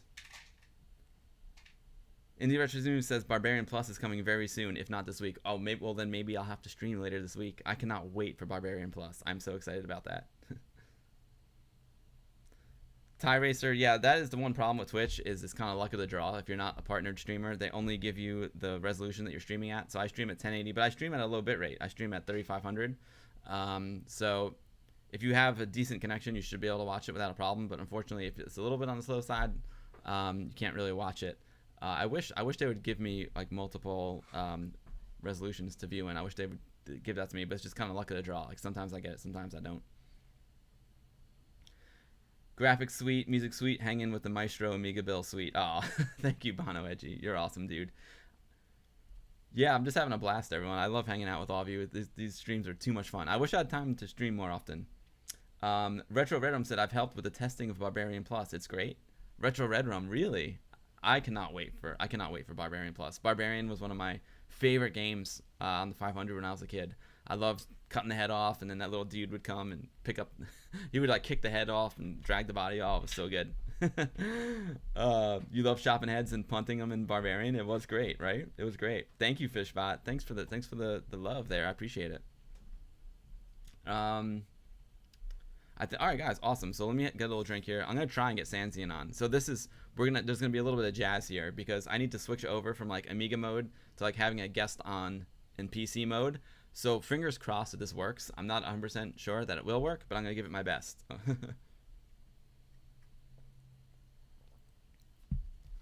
Retro Red Rum says I need to play Barbarian Plus on a 1200. It needs a fast machine. No problem. Yeah, the original Barbarian was great on the 500, but I understand. The enhanced graphics need a little more horsepower. No problem. You'll get some fiber soon. Nice, Tie Racer. Presta says the best Barbarian is on Commodore 64, but the new Plus looks really promising. I think it's gonna be great. Sanzian, you're on Discord. Sweet. Thank you for the link, Indie Retro News. Indie Retro News has been on top of the developments of Barbarian Plus for a long time. I've been following it, so I'm sure the second that it's available, he's gonna post it up on Indie Retro News. I can't wait. All right, guys. So guys, here's what I'm gonna do. I'm gonna try and get Sanzian on the horn here. Let's see if this works. I'm gonna go to webcam only. Just bear with me here for a second because I need to do some monkey business. All right. I need to turn up the volume on the mixer because Sanzian's voice is gonna be really low.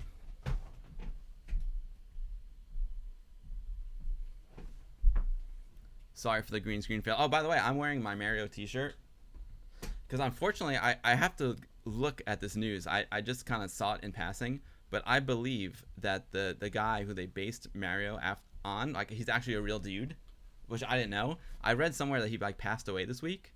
So I didn't know that Mario was based on a real dude, and B, I didn't know that he'd passed away this week. So if anyone sees that news article and wants to drop it down, go for it. So I'm kind of wearing this shirt in his honor. That's kind of sad. Oh, right on, Indie Retro News. You're going to sleep. Well, thank you for joining us, Indie Retro News. It was great to have you. Guys, definitely check out indieretronews.com. Neil posts amazing news stories about all different independent retro games, and he'll be posting about, Barbarian Plus very, very soon. And he's the source of much of my Amiga news. So he posts, if it's happening in the Amiga community, chances are this is going to be on Indie Retro News. So thanks for all of your hard work, Indie Retro News. indieretronews.com. No, Mario, come on, Presta. Mario doesn't suck. It should be Gianna Sisters. I wish if I had a Gianna Sisters shirt, I would definitely wear it. All right, let's see if I can get Sanzian on here. Let's see if he picks up. Yep. Oh, I see him. Tim, what's up, brother? Can you? How you doing? Can you hear me? Oh, there you are. I hear you. Okay, cool. So let me just do something real. I'm gonna put you onto my screen. So this is gonna be a little amateur hour here, but I'm gonna drag you onto my third screen. So everyone on who's watching right now is gonna see me drag you onto the screen, and then I'm gonna.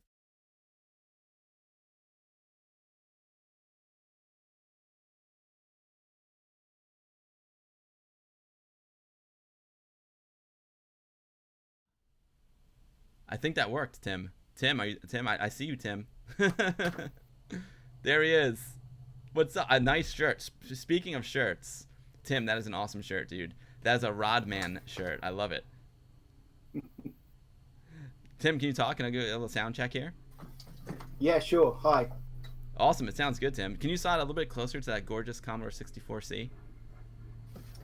Can I do what? Slide a little bit to your right, towards the Commodore a little bit. That's good. You're right, Tim. Unless the image is flipped. There you go. There you go. I see you. What's up, dude? Great to have you on, Tim. And you. Yeah, what a cave, right, Captain John? That is quite the setup you got there, Tim. I see the 64C. What else? What else is back there? I see a RodMan cassette tape. Is that right? That's it. Excellent. So guys, here's Tim, also known as Sansian. He's always in my streams. A really great guy, and he is from thefuturewas8bit.com.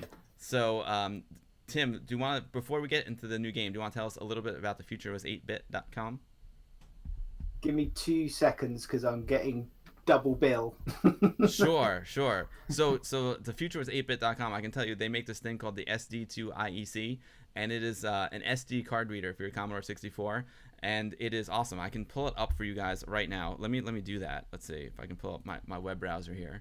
Excellent. I'm gonna go to thefuturewas8bit.com. And I'll show you guys the SD2IEC, which I have, and it's awesome. And I was going to use it today, but because of all the back and forth, unfortunately, I was not able to get my real 64 up and running today. So it's a collection. I'm going to pull this up while Tim's getting ready. Let me go to this. So here we are. It's thefuturewas8bit.com. I'll throw the link into the chat for y'all. Twitch chat. Boom. There you go. Let's go to SD2IEC info.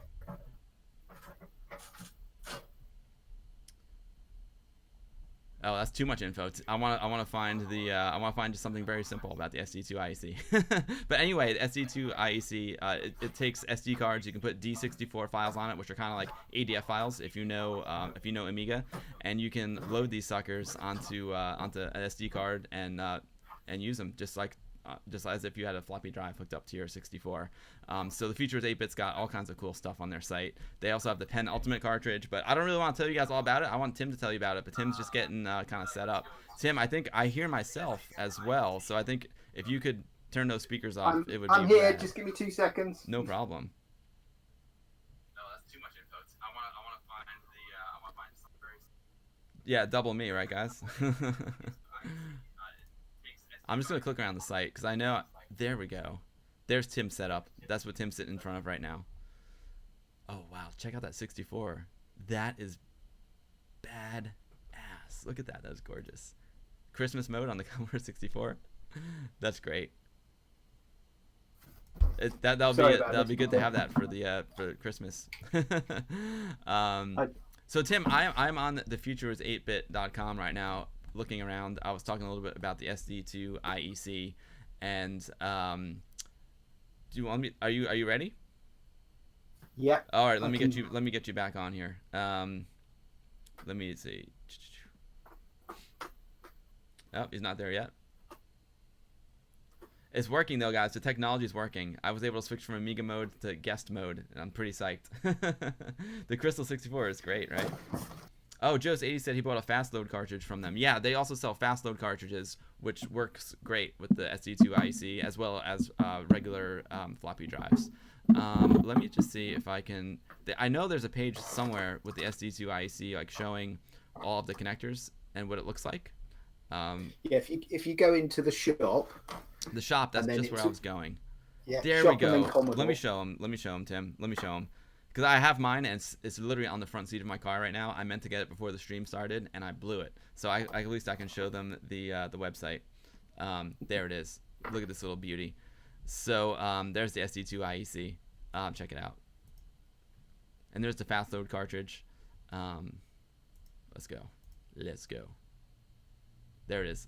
How rad is that? I know, and so Tim was a guest. If you want to know more about this, Tim was a guest on the show a while back. I think it was almost a year now, and he told us all about the SD2 IEC. And I know they're made from like junked Commodore 64s as well, the plastic. And you can see there's an SD card in there, and you pop it into your Commodore 64, and you can read the D64 files and load up your favorite game without using a floppy drive. It's super super super sweet.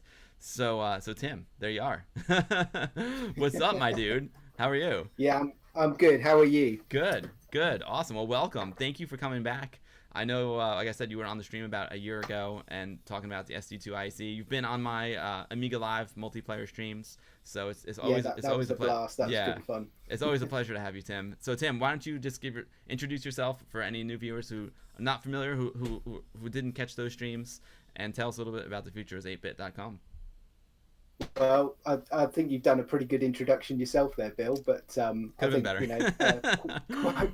Quite a few people on stream know us. But if you don't, obviously we do stuff for 8-bits. Unfortunately, not a lot of Amiga stuff at the moment. We've got a couple of A1200 and A600 keyboard membranes, but that's about it really at the moment. But most of our stuff is obviously for the 8-bits, so Commodore 64, Spectrum. And we do software stuff as well. So we're obviously just launched RodMan, and we've got a few other games, Cheese and Onion on the VIC-20, and yeah, we're just doing lots and lots of stuff and really really busy at the moment. Well, that's awesome, Tim. That is so cool. Let's see if I can pull up guest with PC, and there we go. Sweet, it works, Tim. So now I've got you, and I've got I got your website up. So awesome. So you guys make hardware. I heard you say you make keyboard membranes. That's huge, Tim. We don't make them. You sell them. We've got a supplier of them, and then we're reselling them. Yeah. Well, that's key. I mean, I don't want to get off onto Amiga topic. I'll stay on the 64. But yeah, I mean, like one of the first things that goes on your Amiga, and mine is one of the ones that happened to, is the keyboard membranes fail. And I know there's a huge market for that, Tim. So now that I know that you sell the keyboard membranes, I'm going to be pointing a lot of people your way. Yeah. Yeah, they're quite hard to get hold of. Stock comes in and out quite quickly, but yeah, you can always put them on back order. So yeah, that's not a problem. Sweet. So so not only do you guys have hardware for sale, the SD2 IC is awesome. You have, like you mentioned, you guys have some games, and there's a new one you got called RodMan. And so, why don't you tell me a little bit about RodMan? Is it available yet? Yeah, it came out last weekend at Play Expo. Oh, not last weekend, the weekend before. 2 weeks, time flies by. Yeah, we launched it at Play Expo. Vicky was over there, and Retro Man Cave, and it's just absolutely mad. It was a mad weekend. We had a little mini road trip with Gary. I don't know if he's on the stream at the moment. We left silly o'clock in the morning to get to Play Expo in Blackpool, which is about sort of like a 5.5, 6 hour drive. I took a whole car full of hardware, so I don't know if you saw some of the shots on Twitter that I posted up. Yeah. of the whole setup. And yeah, we just had a blast there that day. Really, really busy. Positive feedback on the game. Everyone seemed to love it that was playing it. So yeah, it was really good. And also got to meet Jeff Minter, which was really cool. Oh wow. He had a go on the game and a few other bits and pieces from Future Was 8-bit, and loaded him up with a load of stuff as well. So he's gone away with a load of Future Was 8-bit goodies. Oh, that must have been an awesome experience. It must have been crazy. It was, yeah. So Jeff and Giles, really good. Sweet. So I'm seeing here, this is a cassette tape we're looking at of RodMan, and it's available for the Commodore 64, VIC-20, Commodore 16, Atari, MSX, Oric, Spectrum, and Amstrad. Is that correct? That's right. Yeah. Wow. Yeah. That is amazing. So, and obviously the game's a little bit different for each system. No, it's exactly the same in terms of the levels and Hmm. everything like that. It looks a little bit different on some of the systems. Obviously, some systems got more color palette to play with. Some have got lower res. So, like the Atari, for example, we've actually do two versions for the Atari 800. So, a high res and a low res version. So, it's sort of like multicolor and two colors. Yeah, and I myself personally tend to gravitate towards the Commodore 64 version, VIC-20, and the MSX. I think, me personally, I just think they're the nicer playing versions. Spectrum version's good as well. Must admit, I haven't really had a lot of time on the Auric version. I haven't really had a chance to play that one too much. I've had a quick go on it, and the Amstrad as well. But yeah, it's really good that you're going to cover the game today, and hope you enjoy it. Oh, I can't wait. So this is a multi-format triple cassette. So it's basically the same cassette for all the systems. It's just different format depending on the machine. Yeah, so I don't know if you can get this on. Hold on, let me get you Picking full this full up on screen the here. camera. So if I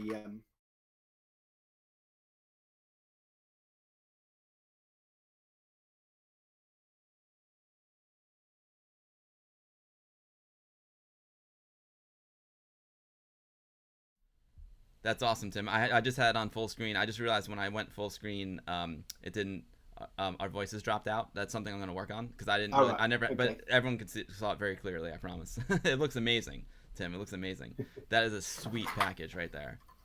Nice Yeah. package, Tim. That's beautiful. Um, so is the reason why it's two different versions on the Atari because of memory issues? No, not at all. It's just because there's two different resolutions, so it's kind of like two ways of displaying the game, I guess.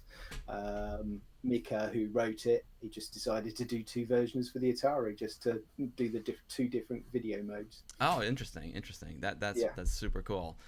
So is there? So I'm seeing the physical edition here. I'm assuming there's also a digital edition. Yeah, if you buy the special limited edition, you get the digital downloads as well with it, which is what I sent over to you, so you can have a quick go on it. Eventually, when the special edition sells through, we've had a few people ask, is it going to be available individually? And I think the plan is eventually to do that, but that probably won't be until the new year. We're quite busy with other bits and pieces at the moment and trying to catch up everything after putting in many hours trying to get RodMan actually duplicated and onto the tape and packed up ready to go. Yeah, yeah. It must be quite the effort. So tell me a little bit about the production process. So like I know you're like a futurist 8-bit like evangelist, but who actually made the game?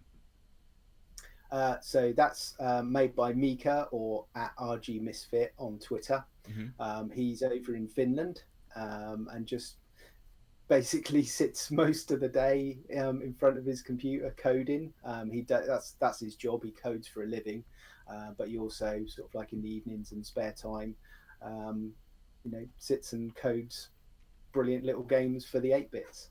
Brilliant. That's brilliant. So you guys are basically distributors for these various these games. Yeah, the idea from Rodman actually came from Rod, who his future was 8-bit. Rod Hall, right? That's kind of like his idea for the game, and then Mika then sort of like ran off and got it all sorted and all that sort of stuff in a flurry. I think all told, I think it was around about 6 months to do the game across all the formats. The longest time has really been, it's almost been that again, getting it through into production, getting all the duplication sorted out and all the hardware that needs to go along with that. We have done a couple of games on tape before, but those have been Spectrum and VIC-20, so we haven't done all of the other formats. So that's really what's taken the time, is getting all that up together. And we've just been flat out getting that all going, along with keeping up with all the orders as normally off the website. Well, yeah, that's 6 months is actually pretty quick. That's pretty impressive. Yeah, That's very, yeah. very impressive. Yeah, everyone's saying it looks great. They love the different colored cassettes. I do as well.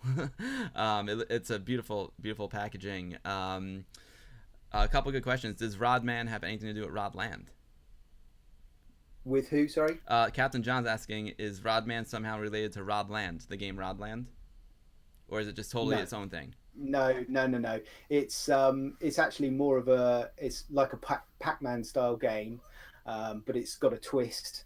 It's sort of like Pac-Man and Bomberman combined. So you run around the maze, eating the dots just as you normally do in Pac-Man. But instead of power pills, you're collecting time bombs. So as you're running around the maze, you collect the bombs, and then if you got a ghost on your tail, you can press the fire button that can lay the bomb, and then the ghost will then run away, obviously because he doesn't want to get blown up. But the bomb can also blow you up as well. So, bit like Bomberman and Pac-Man crossed between the two. Oh, neat. So when you eat the pill, it's not like the ghosts turn a different color and you can eat them. You actually pick up a bomb and then you can drop the bomb and then kill them. That's right. So you can Excellent. either use it offensively or defensively, depending on where you are in the game. How many can you hold at a time? Sorry, what was that? How many can you hold at one time?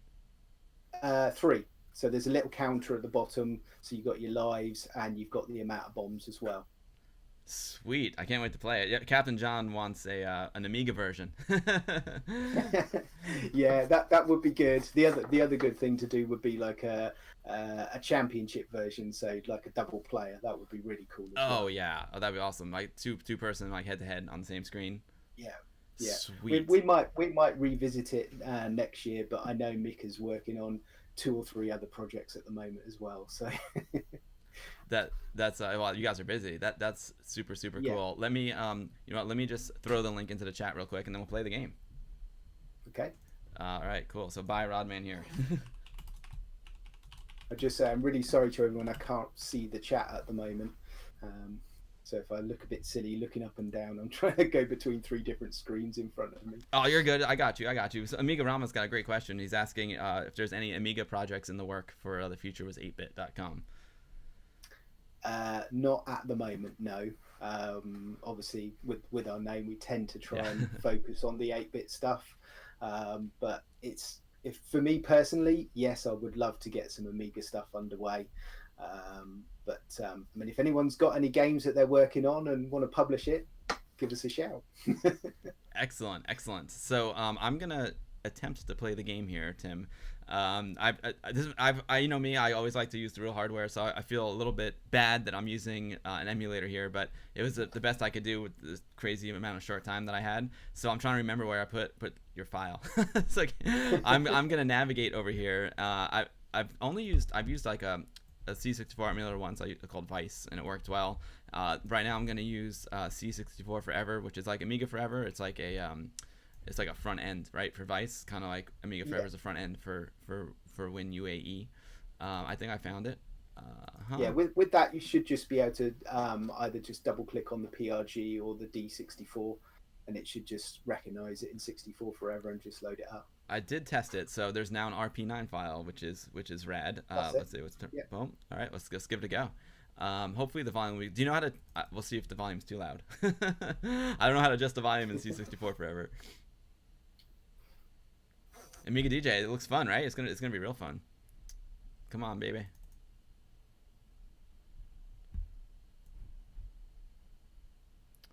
All right, I will try the D64 file. Oh, it's over on your screen. Sorry.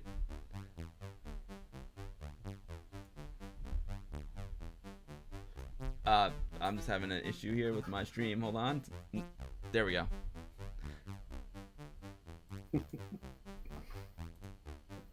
There we go, Tim. We're good to go. It actually popped up on your screen. That's why I couldn't find it. All right, so the Misfit 2018 presents RodMan 1.0. We got names for the bad guys here. We got Naughty Nick. We got Dirty Tim. I'm guessing that's you. We got Desperate. Yeah, unfortunately. That's hilarious. We got Desperate Dave, Spiritus Pete, and Teflon Timmy. I love it. Yep. Amiga DJ says it looks fun, and Bono Edgy says amazing stuff on your site. Yeah, great stuff, Tim. So Thanks, guys. I forgot to plug in my joystick, so I could do that, but can you play it with the keyboard as well? If you've got it mapped on 64 Forever, yeah, sure. Let's see. Spacebar is fire, apparently. Let's see. Depends how you got it mapped Yeah. on 64. I'm just gonna plug the joystick in. Give me a second here, guys. I'm gonna plug the joystick in. Sorry about that. Let me just plug in the joystick. I forgot to plug it in when I did the old switch over, Tim. My apologies.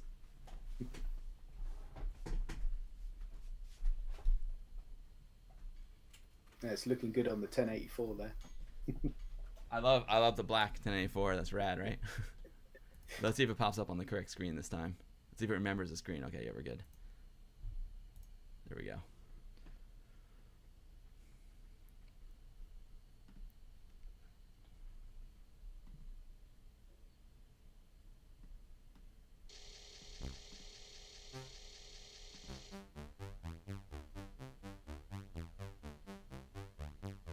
Should load nice and quick. Okay, I think we're good here. Press fire. There we go. Awesome. Great to hear the found this. Oh, nice. Here we go. Okay, cool. It's working. Awesome. All right, so here I am. I'm the little Pac-Man dude. Oh, this game looks fun.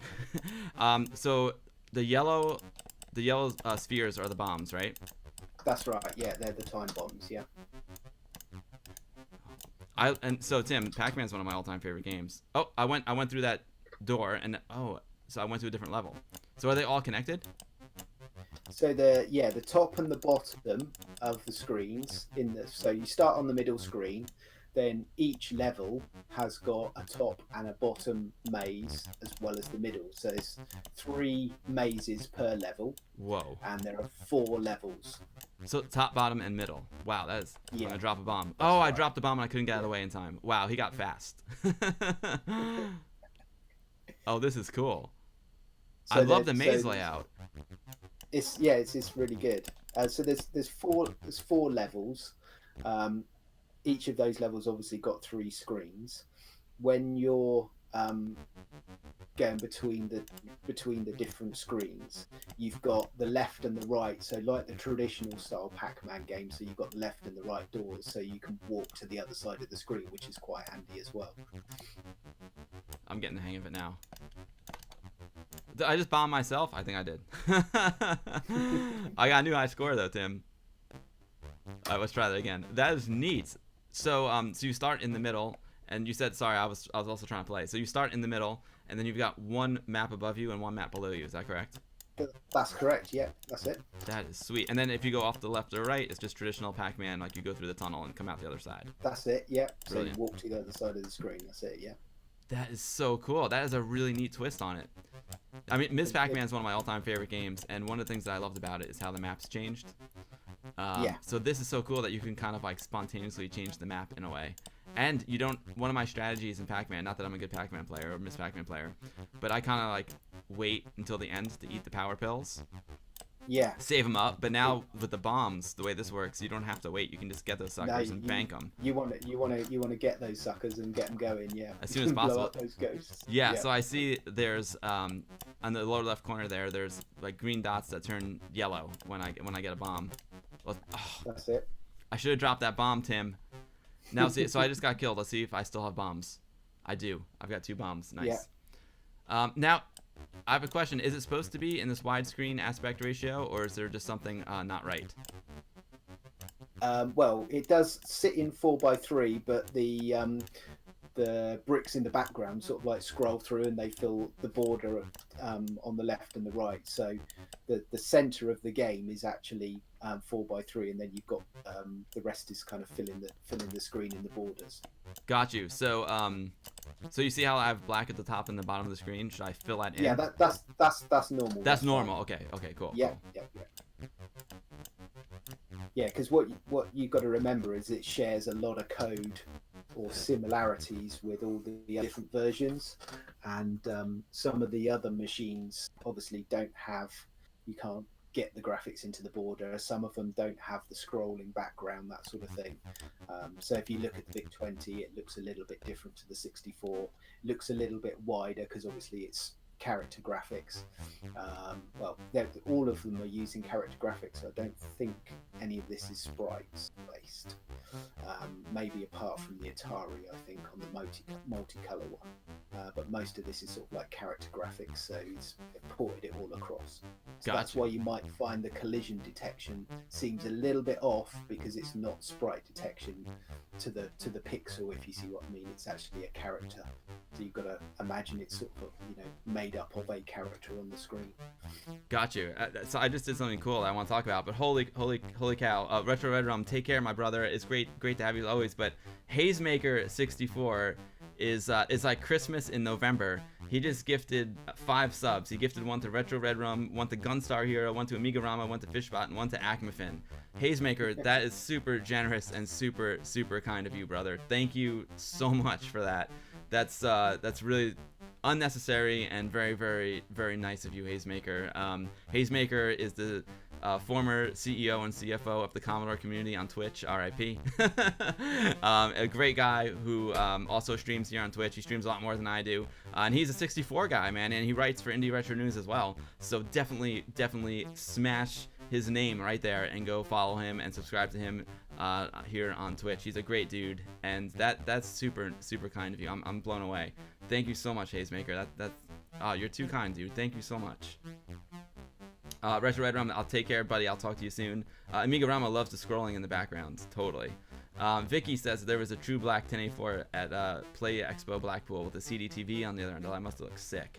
Amiga Love is asking if you've ever beaten the game, Tim. No. No. No, I've got to the second level a couple of times, but no.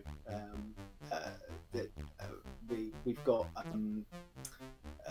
a 1.1 version that's just been created, I think, which has got some level skips in it, but that won't go out publicly. Gotcha. Just because I wanted to complete the game. But a huge thanks to Hazemaker. I'll tell you what, Tim. I want to just as a thanks to all Hazemaker support. Hazemaker, let me know if you have this game on the 64. And if you don't, I'm gonna gift it to you, all right, brother? Because I appreciate that so much. I'm gonna buy it for you. That's super kind of you, Hazemaker. Thank you so much. Yo, Shadow, how's it going, buddy? Great to see you. Because Hazemaker deserves this game because he's he's really a 64 guy, you know. Yeah, definitely. Where if he hits me up, I'm sure we can sort him out. So Tim, I'm thinking about having like a little get together here in New York. My friend and fellow YouTuber Modern Vintage Gamer is coming to visit New York, and I might throw a little wog brouhaha while he's here, and I'll definitely have this up and running on my 64 when we do that. If we do that, yeah. I love MVG's work. Yeah, really cool. Yeah, he's awesome. I know it's not necessarily Hazemaker, but I just appreciate it very much. That's very cool of you. I have to, I think maybe the arcade stick isn't the best for this game. You know what I mean? Because there's play in it. Maybe my other stick could be a little bit better. Better for this specific game, but even though this monster joystick is just awesome, I love it. The slick stick with the shorter throw is definitely better. I use attack 2, and that's really nice with it. Yeah. You gotta choose the right tool for the job, right, Tim? Yeah. So that's rad. So when you drop the bomb, this is what I wanted to mention before. It's not like it just explodes when they bite it. It actually explodes just like in Bomberman. That's it. Yeah, it goes. So if you drop it and there's no walls in between you, it will just go straight down the whole length of the tunnel, as it were. Oh, but if you drop it, you have to. Okay, so if you drop it and it's not exploding, they can run right over it, as I just saw. Yeah. All right, let's try. I want to go check out the map on the top. I haven't seen that yet. The bottom map is nice though, and I dig the blue color very much. Yeah. So if you go up to the top map, it's got. I don't know what the best word to describe it, but almost like in Boulder Dash, where you're sort of like running through and you've got to clear the dirt between you and the ghost, if you see what I mean, to get to certain objects, like in Boulder Dash. Oh, I love Boulder Dash. So it's one of my favorite games. Oh, check it out. And then that appears more in the second level as well. So as you go through, you can keep the ghosts at bay and clear the bottom level, and then go up to the next part, if you see what I mean. So. Oh, I see. And it slows you down too. Yeah, that's right. Yeah. This one at the bottom there is a bit tricky because he sort of like walks around that last bit, and you've got to time your run. There you go. You did that well. Yeah. I haven't done much well in the game so far, Tim, but I chalked that one up. I tell you, Tim, at first the game looks very simple, like, oh, it's a Pac-Man clone, but there's a lot going on here, Tim. Yeah. It's a lot of people found that at the show when they sort of like looked at it and thought, yeah, it's just another Pac-Man game sort of thing. But no one ever just had one go on it. No, it's very addicting. I'm not getting in the zone here. Yeah. Amiga Love has a great question. Amiga Love is asking if it works in NTSC and PAL. Yes, because of course, you're not using on your real hardware. Yes, it does, absolutely. The NTSC version, it's not what I would call optimized, but we have done testing with the NTSC stuff, mainly because we have a lot of customers in America and in the NTSC region. So we've tested it on NTSC. Yeah, Commodore 64 is very popular here in the States. Yeah. Obviously, it's popular everywhere, but I venture to say it's even more popular, than Amiga. Like at all the retro shows, people who aren't really into retro computing much, they it's the first computer they usually recognize when they walk into the show is the 64. It's the 64. Yeah. I mean, we see it with our with the orders. It's just every week. We're constantly shipping out to the States. So yeah, rad. It's a really, really important customer base for us. Once I know Amiga Love is here, I want everyone to go to amigalove.com and join his message board. Amiga Love is an amazing member of the Amiga community, and he is an Amiga 1000 evangelist. And I've got a really sweet Amiga 1000 right over here on my couch that Anthony gave to me before he moved down to Florida. And I've been trying to get it going. I've been having a little issue with it, and we think it's the floppy drive. And Amiga Love has mailed me. I was about to say email. He actually has mailed me a new floppy drive to try out in the 1000. So I can't wait to try that out. It should be coming like tomorrow or Wednesday. So huge thanks to Amiga Love for all the support and for all that he does for Amiga community. So go to amigalove.com and check out his message board. And he's a super great guy. And when I get that 1000 working, we're gonna do an Amiga 1000 stream, which I'm totally psyched about. I'm super jealous of that. That's the only thing I haven't got. Well, one of the Amigas I haven't got is the 1000, 3000, and the 4000. I've got the rest. Right on. Yeah, Amiga Love is a great site with some awesome reviews. Yeah, Amiga Love is awesome. So Bono Edgy says C64 was his first love. The memories. Thanks, Tim, for all the love to the old gal. Bono Edgy is a great dude. Come into my stream very, very often. I'm so lucky. That's what Tim. These streams are just like me hanging out with my friends. I love it. It's great fun. We love being on there and chatting and occasionally appearing. It's great, right? It's so much fun. I love this stuff. That's what's great about the Amiga is it's not. I love the Amiga. It's an amazing computer, obviously. But my favorite part about the Amiga is like all the friends that I made through it, by far. And all started back with the Westchester Amiga user group, and I never thought I'd be like making new Amiga friends, but now with the internet and all these streams and Guru Meditation YouTube channel, like I've got way more Amiga friends now than I ever had. It's awesome, man. I love it. Yeah. It's really great, and I've been so lucky with Future as 8-bit. I've made some great friends through that as well, and quite a few of them were there at Play Expo, and we had a laugh and a joke together. It was great fun. Yeah, so Tim, getting back to Commodore 64, so I've got two Commodore 64s. I've got a bread bin 64, the classic brown one, and I've got a 64C. So will the SD2 IEC work with both of those? Absolutely. Excellent. I'm just asking questions that people might, I know that it works because I tried it, but I'm just asking. So the SD2 IEC will work on any of the 64s. It'll work on the SX64, Commodore 128, Commodore 128D, VIC-20, and then the +4, and then the C16. It'll work, but you need the power connector off of the cassette, so that's a different connector. Gotcha. So we sell another one which has got what we call the twin tail. So it's got you can either have a user port or a standard cassette port, and then you can have another one which is the round style C16 connector. Got you. So what do you want to just say again? Like, what are some of the items that you guys sell at the Future with 8-bit? Sorry, I didn't get that. Do you want to also just mention again, like, what you guys sell at the Future was 8-bit, and what Future was 8-bit is all about? For anyone who just joined us. I can show you what the Future was 8-bit was originally all about.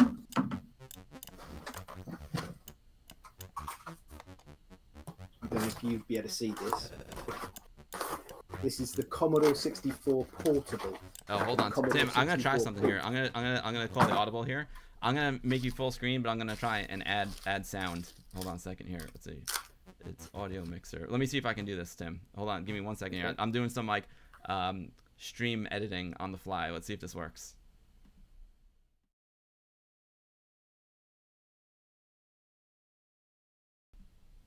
Mic check 1 2. Yeah, it worked. Awesome, Tim.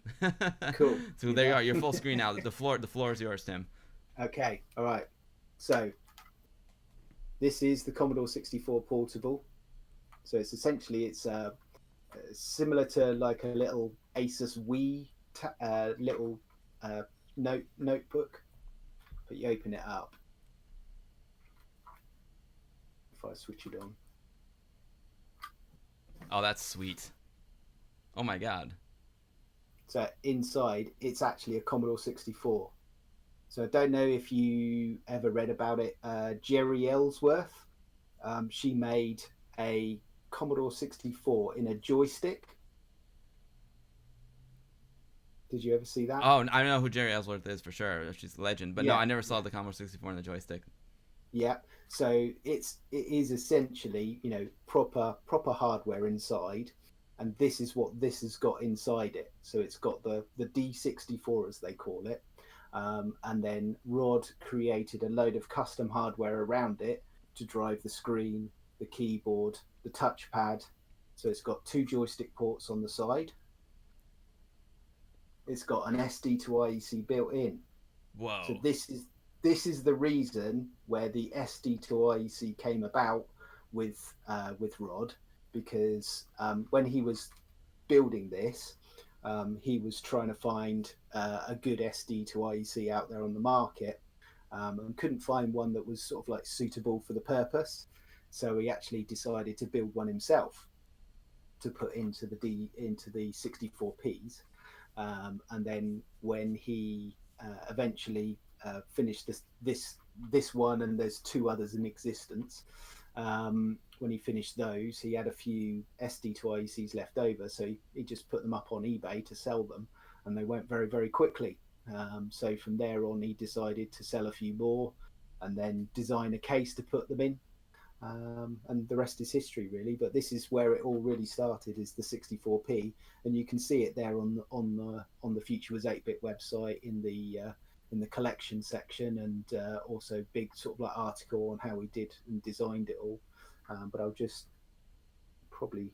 That is so cool. Is it still available for sale on the site, or is it a limited run? All the information is, but there's no actual versions of it left to sell at the moment. He has got kit to build them, but I don't think he's got any plans at the moment to build any more. Yeah, a lot of people are saying that Amiga RodMan wish they would go into production. Captain John wants to know if they're available. I want to know if they're available. Those are sweet. Hang on, let me kick it back to the main menu, and I'll get a game running. One that we normally demo is Arkanoid.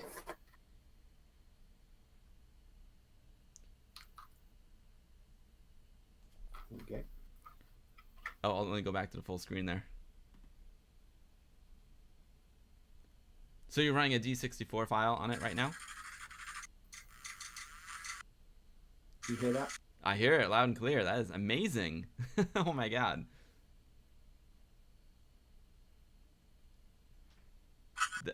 That is super cool, Tim.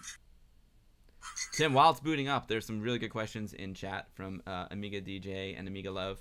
They want to know if there's a digital-only version available of a RodMan. No, is the answer. Not separately. Like I say, if you buy the game, you get the digital download rights with it. But right at this immediate future, we've got no plans to do the digital versions separately at the minute. Like I say, in the new year, we're going to be reviewing the situation because we're just kind of like catching up with everything else at the moment, and we've got some new stuff, other new bits and pieces that we're going to try and get through in the new year as well. So so much we're working on at the moment, and we've just got to try and catch up with everything else at the minute. Sure, sure. But I think that would be great if you guys did offer a digital only version. Like for example, like if you don't have a 64 or something and you just have Vice Emulator or Amiga Forever, Commodore 64 Forever, it'd be cool just to be able to buy the digital download. So that'd be rad if you guys do that. We'll get there for sure. Right. Yeah. but right at the moment, it's if you buy the physical, and then also, you know, if you buy the physical single version when that comes through, then you'll get the digital download rights for that as well. Excellent, excellent. Yeah, that makes you know, I always like physical versions anyway. Like even if I just use the D64 file mostly, it'd still be nice to have like something on the shelf. Yeah. Rad. So yeah, Ty Racer says he just discovered Amiga Love. Shame on him, and it's sweet and gorgeous website made with passion and love. Yeah, we all love Amiga Love. So cool, Tim. I mean, I want to keep playing. The game is very addictive. It is really, really addictive. But I'm just I'm running low on time here anyway, Tim. But this has been, oh, I'm gonna die. Yep. Okay, I got it. I'm still learning the ropes of the game. It's tricky. Yeah, it's a great game. You know, it's one of those games that you like pick up and have 5 minutes on, but then you kind of like want to sit down later and have a good game on it. It's a really good little game.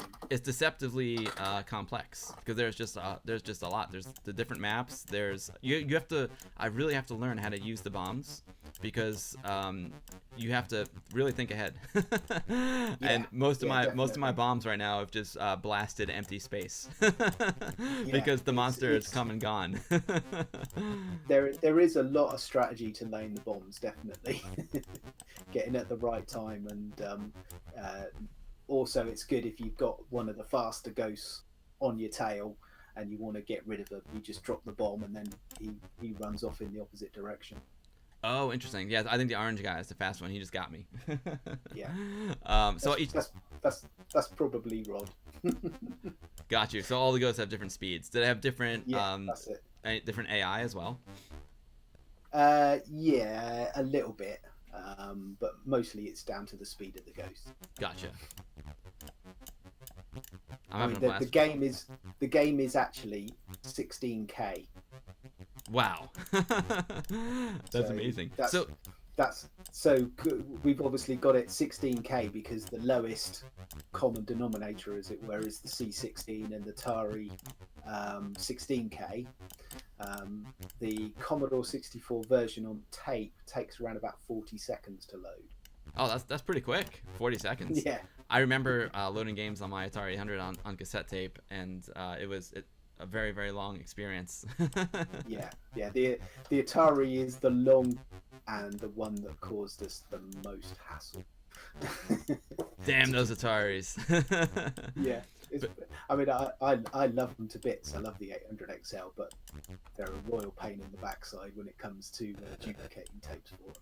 Interesting. Yeah, no, I love the Atari 8-bits as well. That was my first computer. The 800 was my first computer. The regular 800. I think it came with 8K, if I'm not mistaken, and I upgraded it to 16. Yeah. And it was, I love that machine. There's so many great games for it. So you're saying here that so this is level number 1, right? And there's 3 maps in level 1. And how many levels are there total? I know you said it before, but I'm Four. 4. Oh wow, so there's a lot to do here. There's a lot in 16K basically. Yeah. That's a lot. That is awesome, Tim. Sweet. So Tim, I'm gonna have to wrap things up soon because I need to do work for work tomorrow. And I usually stream for about 2 hours. But this game is awesome, and my cat is attacking me as well. But this has just been super awesome, Tim. Thank you so much for coming on. I love RodMan. It's just really fun, and it's amazing. I'm just so happy that people are still making like new games for Commodore 64 and Amiga and all these old systems. So like, kudos to anyone who makes new games in 2018 for these old machines. And you know, like a lot of the games I've been playing, Tim, are kind of like they're party games and they're just work in progress, like labor of love. But this is a commercial game. This is like a commercial release. Like this feels really good, you know. So like anyone who's considering buying it, like go for it, because this is actually feels like you're playing a real Commodore 64 game. Yeah, it's there's been a few sort of like reviews out for it as a couple of days. Those have just started hitting through. One was from RVG that come through today, and I think it's got 7.5 out of 10. So that was quite a nice score. And then it's a bit of a silly one. I don't know if you watched it, but there's a YouTuber that I follow a lot, the Derek Findas Archive. He's a Spectrum. Does a lot of stuff Spectrum wise, and yeah, he did a YouTube video on it as well, which is pretty wacky and funny. Not a lot of the game in it, but yeah, it's well worth checking it out. He's well worth subscribing and going through some of his other videos. Really funny. I'll have to check him out. I'm gonna drop this in the chat right now. Bye, RodMan here.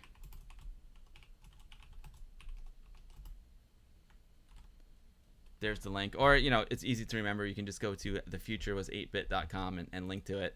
But Tim, we need to get we need to get a let's see, I'll get a screenshot, right? So for the thumbnail. So hold it up. I'm gonna do like a thumbs up. There you go. All right, ready? 1, 2, 3.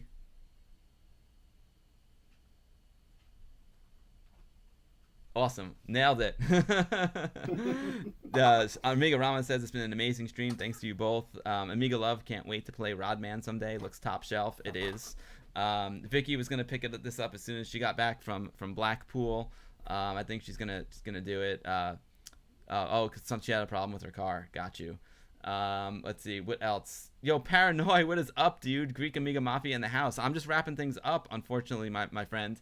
I've been streaming for about 2.5 hours now. We had a great stream. We were supposed to have Mr. Wayne Ashworth on to show us his new game, Renegades Deluxe, but we had to postpone it because Wayne had an emergency today, unfortunately. But we'll have Wayne on, no problem. So we played some Amiga indie games, some new Amiga indie games that have just come out, and now we're playing RodMan, a new game for Commodore 8-bit machines from thefuturewas8bit.com, and we're on with Mr. Tim Drew, also known as Stanzian from the Future Was 8-bit, and it's been an absolute blast. A pleasure, Bill, as always. It's a pleasure. The pleasure is mine. Yeah, Amiga Love says, well done, Tim and team, looks great. Peter68 says, looks like an awesome game, thanks to Tim. Yeah, I mean, I think it's more than a 7.5, man. This game's great. Maybe I'm too easy, but I still think the more you play it, the more you can get into it, and you can really learn like how the bombs work, because that's a little tricky. Yeah, I hope you really get into it, and yeah, keep me up to date. Let me know how you get on. Awesome. What bar? What's up? What bar? Sorry, dude. I'm just wrapping up the stream now, unfortunately. But we have Tim from the Future Was 8-bit on. I can't talk. I guess after 2 hours I can't talk anymore. We have Tim from thefuturewas8bit.com on, and thefuturewas8bit.com has got a new game called RodMan. It was just released at Play Blackpool last week, and it's just awesome. Let's check it. Let's check it out. It's a physical release. It works on Atari 8-bit, MSX, Auric, Commodore 64, VIC-20, Commodore 16. So yeah, sweet game. Awesome, Tim. Awesome job to you and your team, and this is super cool. I love it. Thanks, guys, and thanks everyone in the chat. Nice to speak to you all again. They are an awesome bunch, Tim, and I'm so lucky to be able to stream with them. Speaking of streams, I'm not sure when my next stream is going to be, but it'll probably be early next week. I'm guessing it'll be 1 week from today. I'll do a weekend stream. I would love to do a weekend stream because my friend Jeremy, Retro Red Rum, who was in chat before, he's got a new Commodore 64 game coming out as well. So I want to hype up his game, and I also want to get forward to seeing that. Yeah, and I want to get Wayne Ashworth on to show Renegades Deluxe.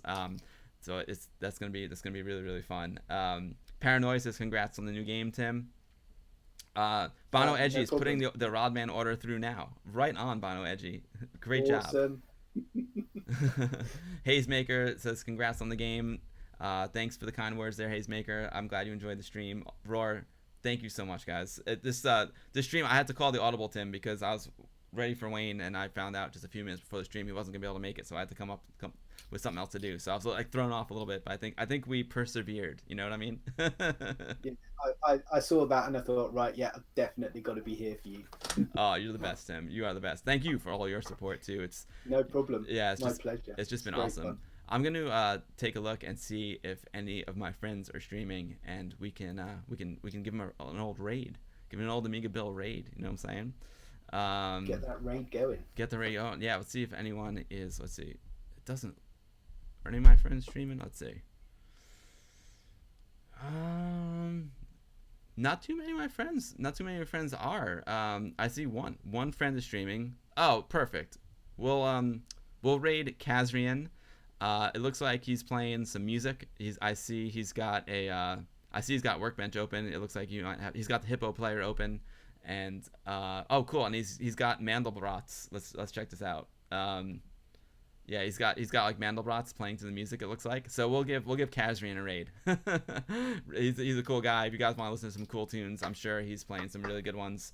I'm not gonna be able to hang out much because my lady wife device just came home, so I gotta tend to her and I have to get ready for my job tomorrow. I have to leave at like 3 a.m. because we have like a 5 a.m. call time tomorrow, so I gotta prep for all that stuff. It's gonna be a really busy week for me, which is great. But you guys, if you guys want to keep up with me while I am not streaming, please follow me on Twitter. I'm at TheGuruMeditate on Twitter. On Facebook, I'm facebook.com/TheGuruMeditation.